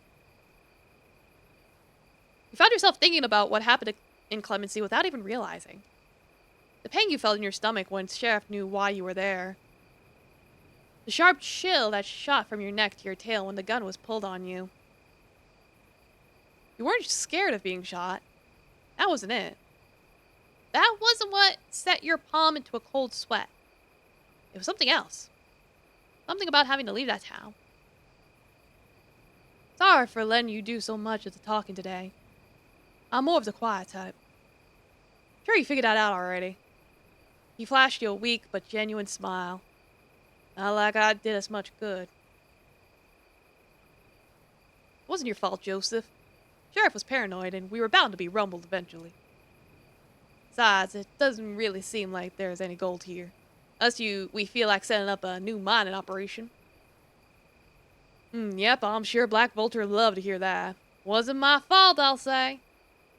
He sighed, a sharp, exasperated exhale through his nose holes. One knee of his crossed legs fidgeting and bouncing as he stirred the pot. You were a little taken back that he seemed to be mocking what you said. Maybe it just wasn't what he wanted to hear right now. Still, he understood his frustration. What would your bosses think if we told them what this place was like? Would they even believe us? Sorry. You were snapped from your thoughts by his apology, a slight guilty look in his face, knowing he must have seen that he hurt your feelings a little. You're right, it's not my fault exactly, but... Hell, this is a mess, Robin. His fidgeting was spreading, playing across the feathered figures with his wings, his face, his eyes, his knees again. Like a ragtime tune was playing all across inside his body. What's he like, Black Vulture? He's, His breathing was ragged too. You got onto your knees and reached your hand onto his that was stirring the spoon even now. A gentle but firm grip, stopping its motions. Your eyes met over the cooking pot. He looked like he was seeing you again for the first time in a long time. The shaking in his hands came to rest and relaxed his vice grip on the long spoon as you held each other's gaze. Let go. I'm here. It's all right. He nodded a few times, taking his hand away and resting it on his haunches, stretching his legs out. A few moments passed as Joseph regained his calm, laid-back demeanor. One leg still bounced a little, a quick rhythm, tapping into dancehall tune. Got them ragtime tunes. Na-na-na-na-na. That's what the horses look like? Oh my god, that's cute. The sun was almost gone now. The last dregs of its light in the desert turning everything in the distance a single dusty red. You could see the stars now as you looked into the sky, the light continuing to fade. More and more points of light dotting their way to the east. You turned your eyes away from the sky when you heard the sound of a penknife flicking open. Oh, don't mind me none. Just doing a little preening. He started taking the knife gently to his wing. Very gently. He seemed to be scraping away older feathers, while also opening new pin feathers scattered across the wing in motions almost like shaving. Yeah, I guess it would be like shaving. Forgive me if I'm being out of line, but why don't you use your beak for that? Oh, well, Mom always told me you don't use your beak for things around anyone other than family or lovers. It ain't polite. It's the difference between using a tissue to blow your nose and shoving your finger up there. He seemed a little sheepish admitting it, like it was an uncommon quirk for his family. You asked about the Black Vulture, yeah? Don't you know the stories already? Yeah, but those are just stories. I know what it's like riding with someone with a few tall tales trailing behind them. Joseph snored a little, still making his way across the wing with his small knife. Yep, that sounds about right. Pretty sure some of the more flattering ones I've heard were left behind by the Vulture himself. You settled on the side of your legs a little, getting more comfortable as you kept stirring the ever-cooking pot. Where to begin with the man himself? Jeez. He's a real piece of work, that one, I can tell you that much for sure. He's a city slicker that considers himself a cowboy, even though he hates getting his boots dirty. Acts all gentleman-like and such. A real flannel mouth. He'd chop the pants off you if you had something he wanted. And when he gets what he wants, he jabbed the knife towards you pointedly. He'd stick you in the back and twist it hard to hear you cry. You turned the knife back to preening. He's a terrible shot, too. There's some stories that he could shoot the cap off a bottle without spilling it from 50 paces. Up. I was checking something. I keep forgetting that it'll do that. But he ain't the sharpshooter. Never. He's almost as bad at shot as me. Got someone else for that. See, that's how you run in his posse. You make yourself indispensable. Wow, they struggle with words too. They're just like me, for real, for real. He tapped his knife on the ground through the word to make his point. Oh, he was just saying for emphasis. Dang it. His gang is on the smaller side, but they're plenty loyal. They need to be. There can't be anyone else. You're loyal then? I'm the eyes. I'm useful. I get on good with a lot of them. The Black Vulture keeps me around. Win-win. He understood what he was saying, what he meant, what he really wanted to say. You understood how it felt to be under that kind of looming shadow. Not one for miles around, but don't say anything, just in case. You've seen what happens to other people. You both had, for sure. Joseph was as far from a greenhorn as could be. He doesn't have any horns, he has feathers. He swapped hands and started the knife on his other wing now. So what about Curly Wolf? You said there were plenty of tall tales about him. Split fair with me. You didn't look at him when he asked you. You kept looking at the pot, peeking over to check the beans. This looks about done to me. Joseph stared at you for a moment when you did meet his eyes, and then closed up his knife, kneeling over to look with an approving whistle. Yeah, looks it to me. You laughed a little as his stomach gave a hearty growl, fetching the bowls and holding them while Joseph served you both a big, slopping portion. Night had come now, and you both gathered a little closer around the fire and moved the pot stand to the side. You could see him easier now with it out in the way. With the pot lifted, the fire rose, dancing in the wind, sometimes hazing your view. The blur flitting in and out as you glanced eyes while you ate. Believe it or not, but I ain't the cookie pack at camp. Someone else got that privilege. He was clearly joking about the beans. He was clearly joking, but the beans were some of the better you'd had. Oh, cookie as in cooking. Oh, that's a weird way of saying it. I never would have guessed. I don't cook that often, but I make some mean donuts from time to time. Oh, do you now? I'd have to try them then. I hope so. I'm so selfish to ignore his question. Say nothing about Curly Wolf. So rude of you. You weren't raised like this. You couldn't, though. Never. Or more like you don't know what to say. How many years has it been now? Sorry, I should have said something when you asked about my boss. I'll get it. No, of course you do, but it's also that. When I said I was a quiet type, it's more than that. If I'm shooting straight with you, I don't remember the last time I heard my own voice before today. At the camp, I might say yeah or no, but I don't really talk. And when I'm away on a lookout, there's just no one to talk to. I don't want to talk to myself and just be reminded I'm alone. I've never talked about him. I wouldn't. Joseph looked straight at you. Even to you, it almost felt like. You could see the fire between you and his eyes, flames fluttering across the irises. The intensity of his look gave way to something like relief. No, don't worry about being a quiet one. I think it's part of your charm.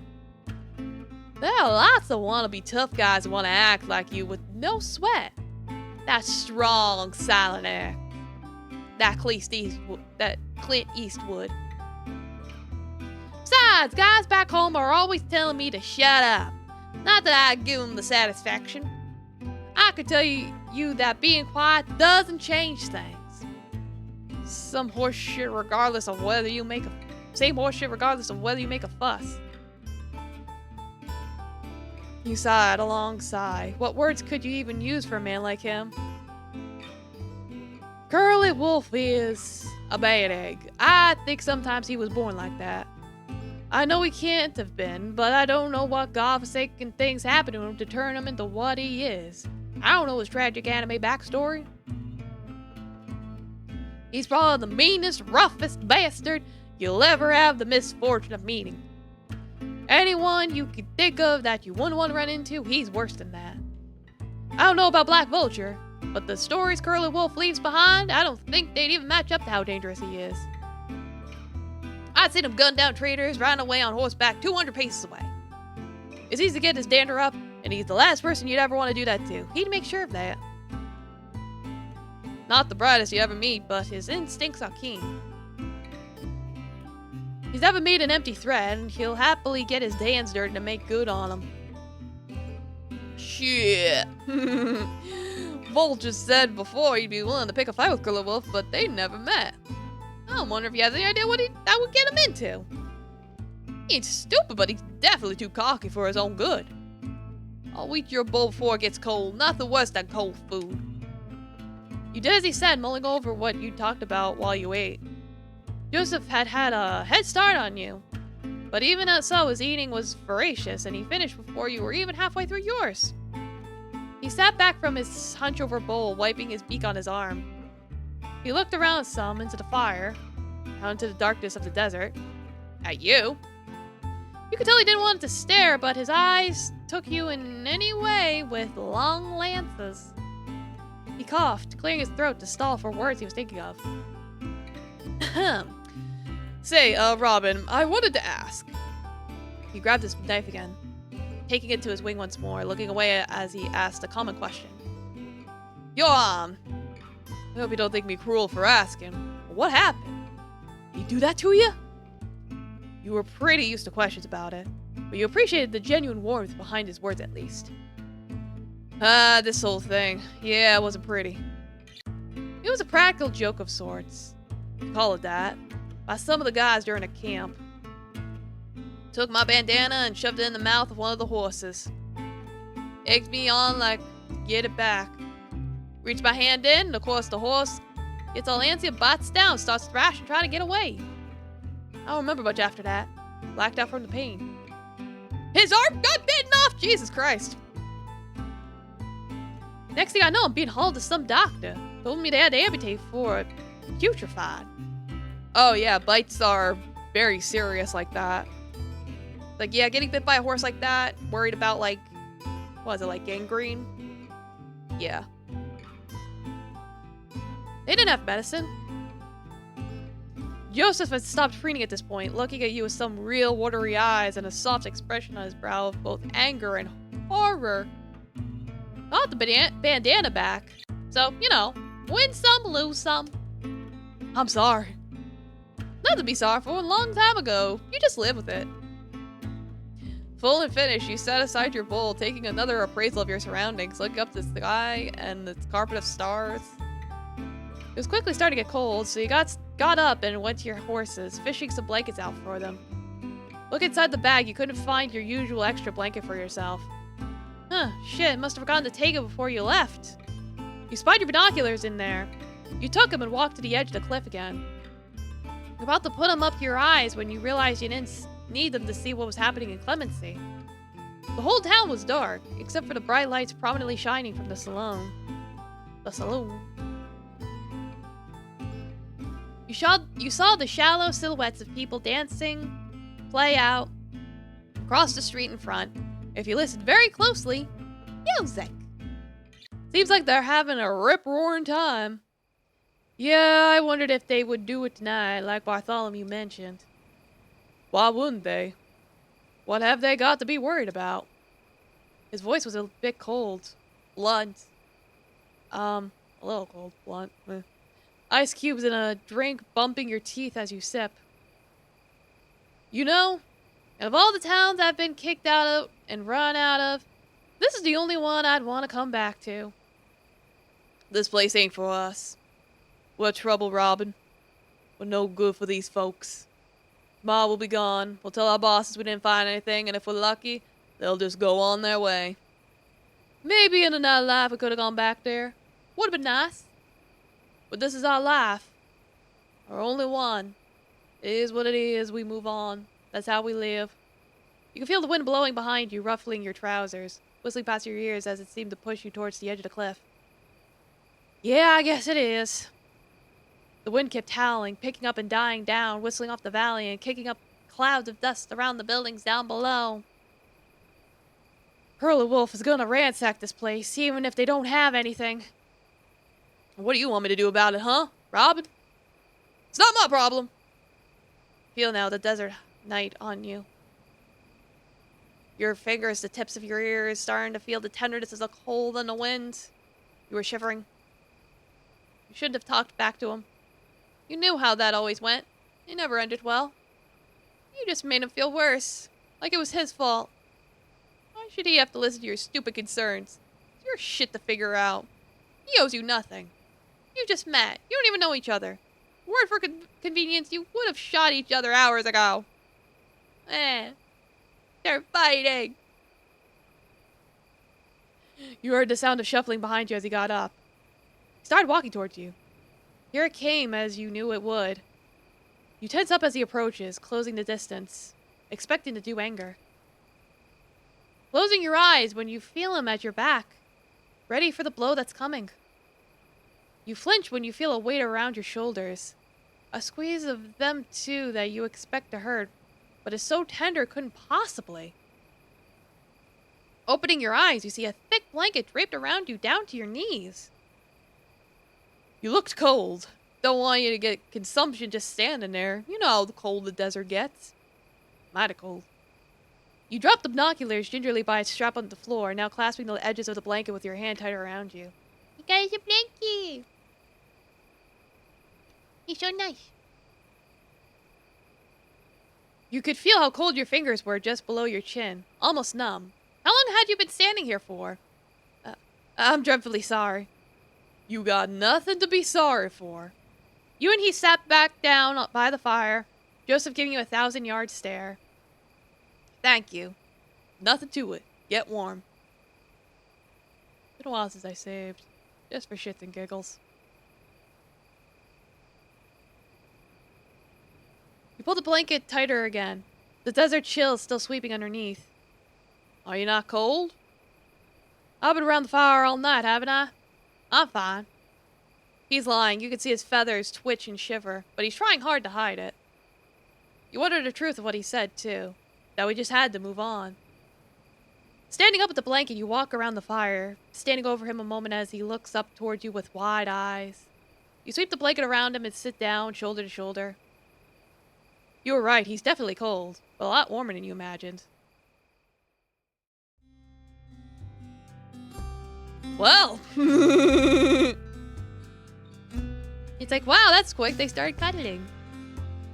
I told you I'm fine. Don't give me that blow, tough guy. I know you're not. He looks like he's gonna say something, but just shuts his beak. He suddenly seems a lot warmer. I'm sorry, I didn't mean what I said. I know that wasn't the fella I've been around all day. I'm just scared. He nods softly, as to be almost unnoticeable. Yeah, more scared than I have ever been. Together, you huddle, bringing the blanket tighter and tighter and moving closer to each other. He smells like the desert, dusty and sweaty. Why is this so warm? Why do you feel like this? Not warm like you're around a fire, but like there's a fire inside you, warm coals shifting around inside and embers splitting in your throat. It's like they're cuddling, it's so cute. Have you ever felt like this before? Embrace the warmth. Joseph, looks like your faces so close together. You lean your head into his shoulder, staring into the wild dance of fire. I haven't met someone like me before, or someone like you. You're extremely kind. To a stranger like me, I wish I could have known you more than these few hours. I know I have to ride back in the morning. Of all the hopes I've hoped, the strongest is that I could just stay here. That the sun would never rise. I don't want to go back. You stay clinging to him. After a few moments, he pulls you tighter. I have to say, I feel the same way. I can see in you someone who's faced so many hardships. Someone who deserves better. Who's worked harder than any of the lump suckers back where you've come from. We're a couple of queer fish in a barrel, I'd say.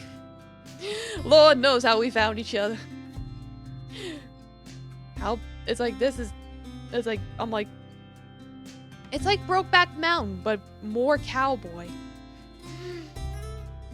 The sun will come up again, and we'll have to go our separate ways. We'll have no choice. I just wish it wasn't so. I wish. You lift your head to look at him, but he just gives you a look and turns back to the fire. What are you thinking? He sighs wearily like he's been asked to carry the world on his back. It's a flat of fancy, that's all. It's not realistic. You look at him curiously, catching his eyes. He looks at you almost for approval before he thinks about what he wants to say. I wish we could run away. That's it. Two of us. Far away from everyone and everything. Right east till we know no one's chasing us. And that sounds nice. You both cuddle for a little while longer, sitting close and resting your heads together. The thoughts of running away tick over in your minds. Is that what you want? As if he could read your mind, Joseph asked. What do you want to do? You thought more. No one had ever really asked you that. And even so, you knew what you wanted to say. I'm tired of running, Joseph. I want to fight. I want to kill Curly Wolf. Really? It's the only way I can think of to be free of him. You know as all as I do, you don't get to just up and leave. Don't get me wrong, I'd love to be free of Black Vulture too. Do you think that's something you could do? Kill him? I could do it alone. Our gangs, Joseph, they're going to destroy this town. And after, if we ran away, we'd never be safe. We'd be looking over our shoulders the rest of our lives. I don't want to run away from things anymore. I want to run towards a better life. With you! Joseph's eyes were sympathetic, but his expression was of discomfort. I think you're right. And I do want to help you, but I'm useless in a fight and I can't shoot straight. I don't want to die, Robin. I won't let that happen. I'll keep you safe. We can keep each other safe. We haven't been living our lives, Joseph. Just surviving. Something better than this. Worth dying for, I think. A fight feels inevitable. We should face it. You really that desperate to get out? You nod, head held against his shoulder. He sighs that same sigh again, long and heavy, almost theatrical if it weren't for the stakes laid out before you both. I think you're right. A chance like this won't come again. I might even be tempted to call it fate.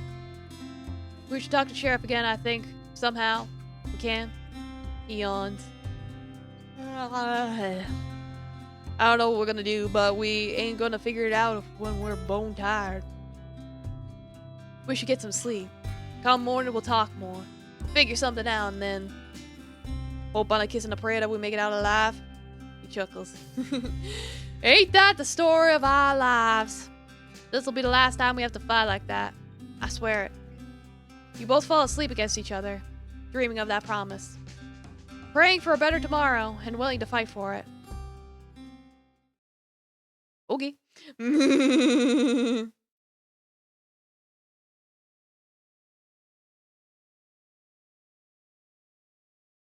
It wasn't the red morning sun, now risen just above the horizon, that had woken you. Nor was it the gentle slumbering breath of Joseph against your neck. Doing its best to lull you back to sleep. What woke you wasn't even the familiar creak at the base of your tail from sleeping on the bedroll, a stiffness you couldn't wait to stretch out. It was your thoughts, all the thoughts of your mind, like so many wild horses running, of what may come next. What you both had to do. The nights spent on the lookout were better than the sleepless nights back at camp, but you still dread the dawn that came after. At least you had Joseph this time. At least you had him for what it was to come, you hoped.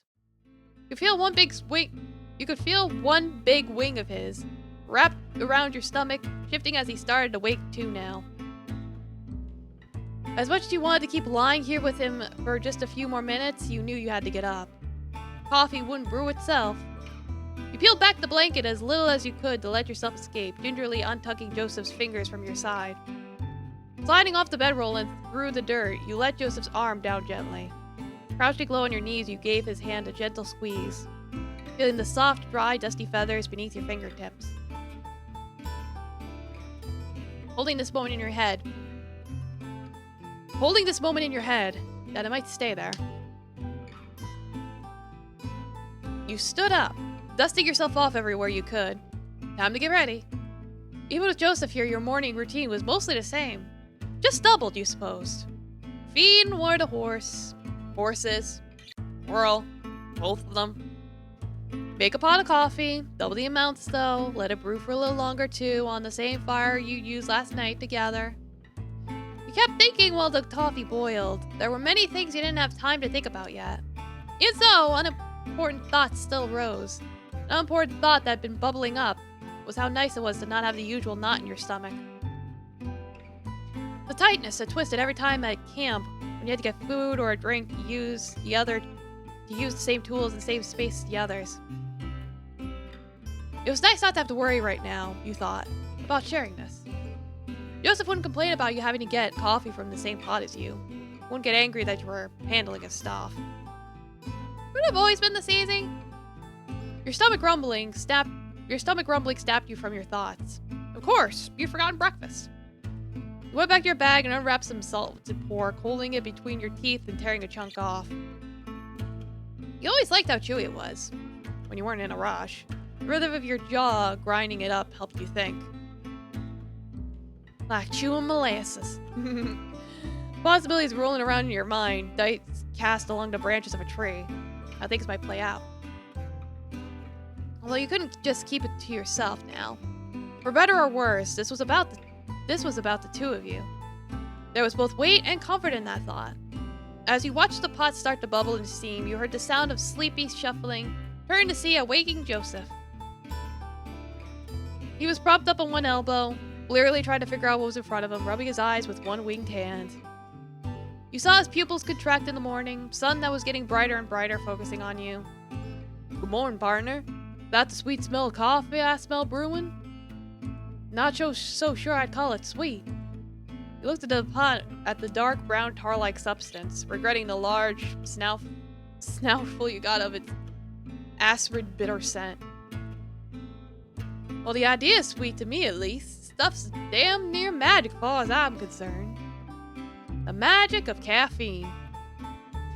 With surprising energy for someone who had just woken up, Joseph whipped the blanket off of him, standing and dusting himself off. You watched still as he stretched. His fingers locked together, wings pushed and pulled in front and behind. The way the feathers of his neck parted and ruffled as he rolled his head around his shoulders. The hem of his shirt, usually tucked in, but now loose after a night's sleep, rising ever so slightly as he twisted his body.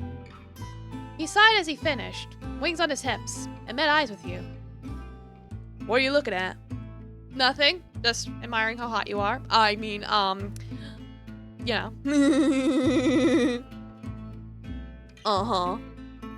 A shy smirk crept across his face as he tucked his shirt back in and walked over to you.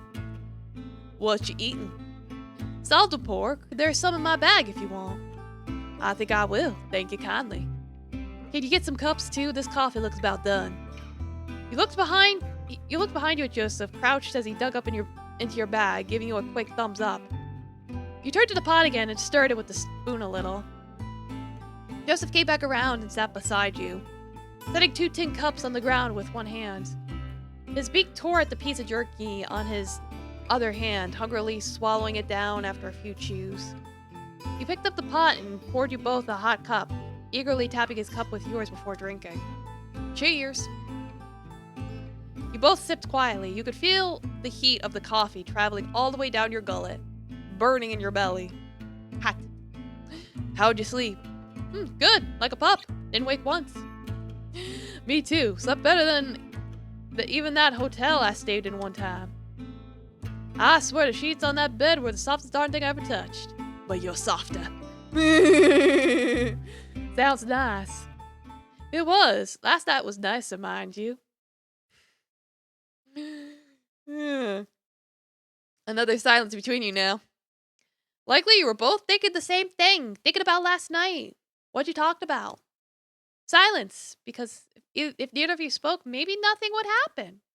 Maybe the world would stop turning and the sun would stop rising. Zawaldo. Of course it still does. You could see it, charting its course away from one horizon to the next. So,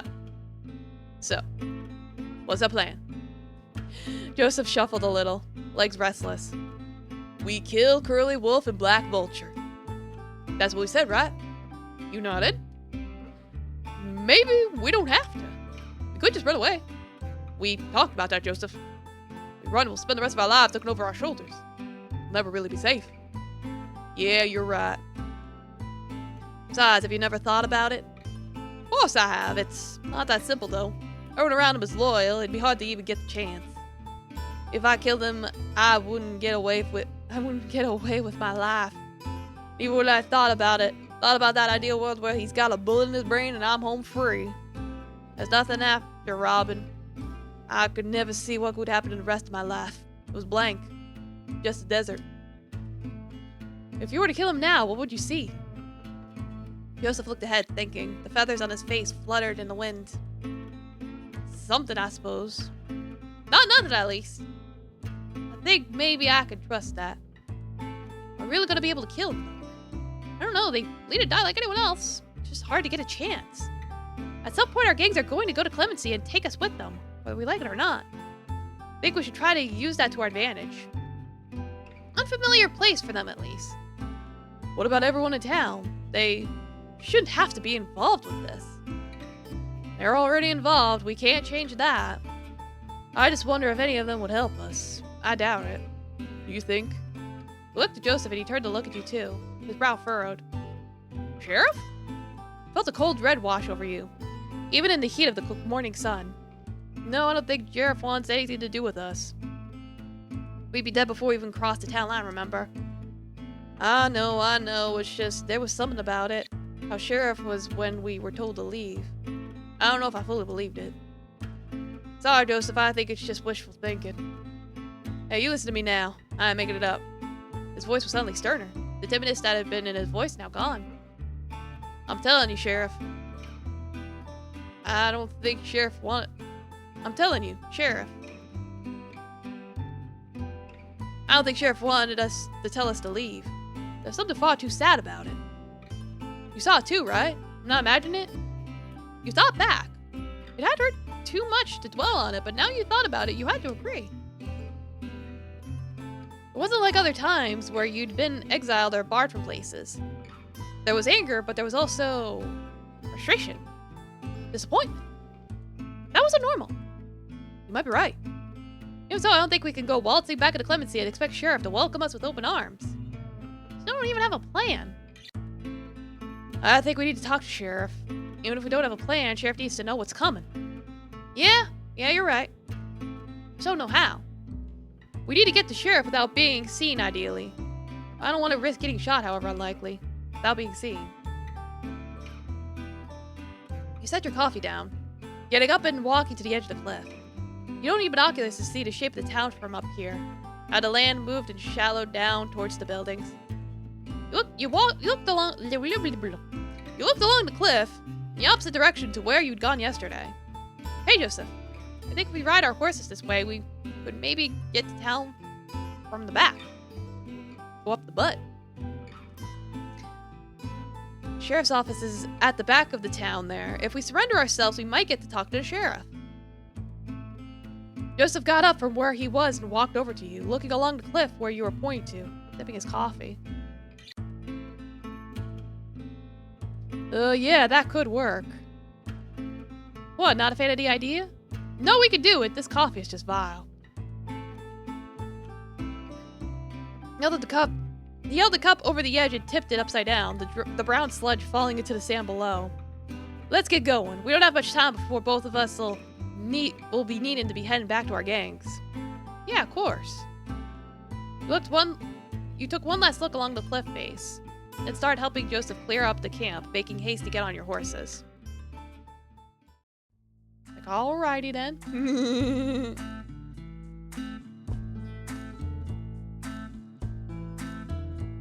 Make a save here.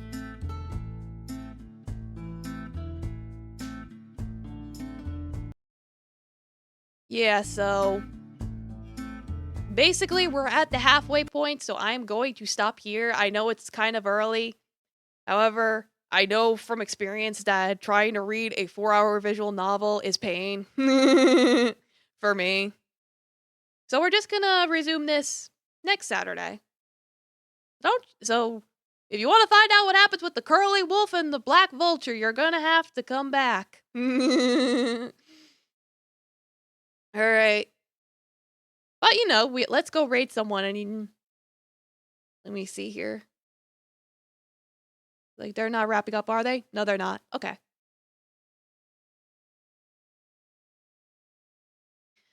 Yeah, thank y'all for coming. Yes, thanks for coming, Etymology. Always good to see you. All right. Good night, everyone. Safe travels on them desert roads. And we'll be rounding up them gay boys next time. Good night.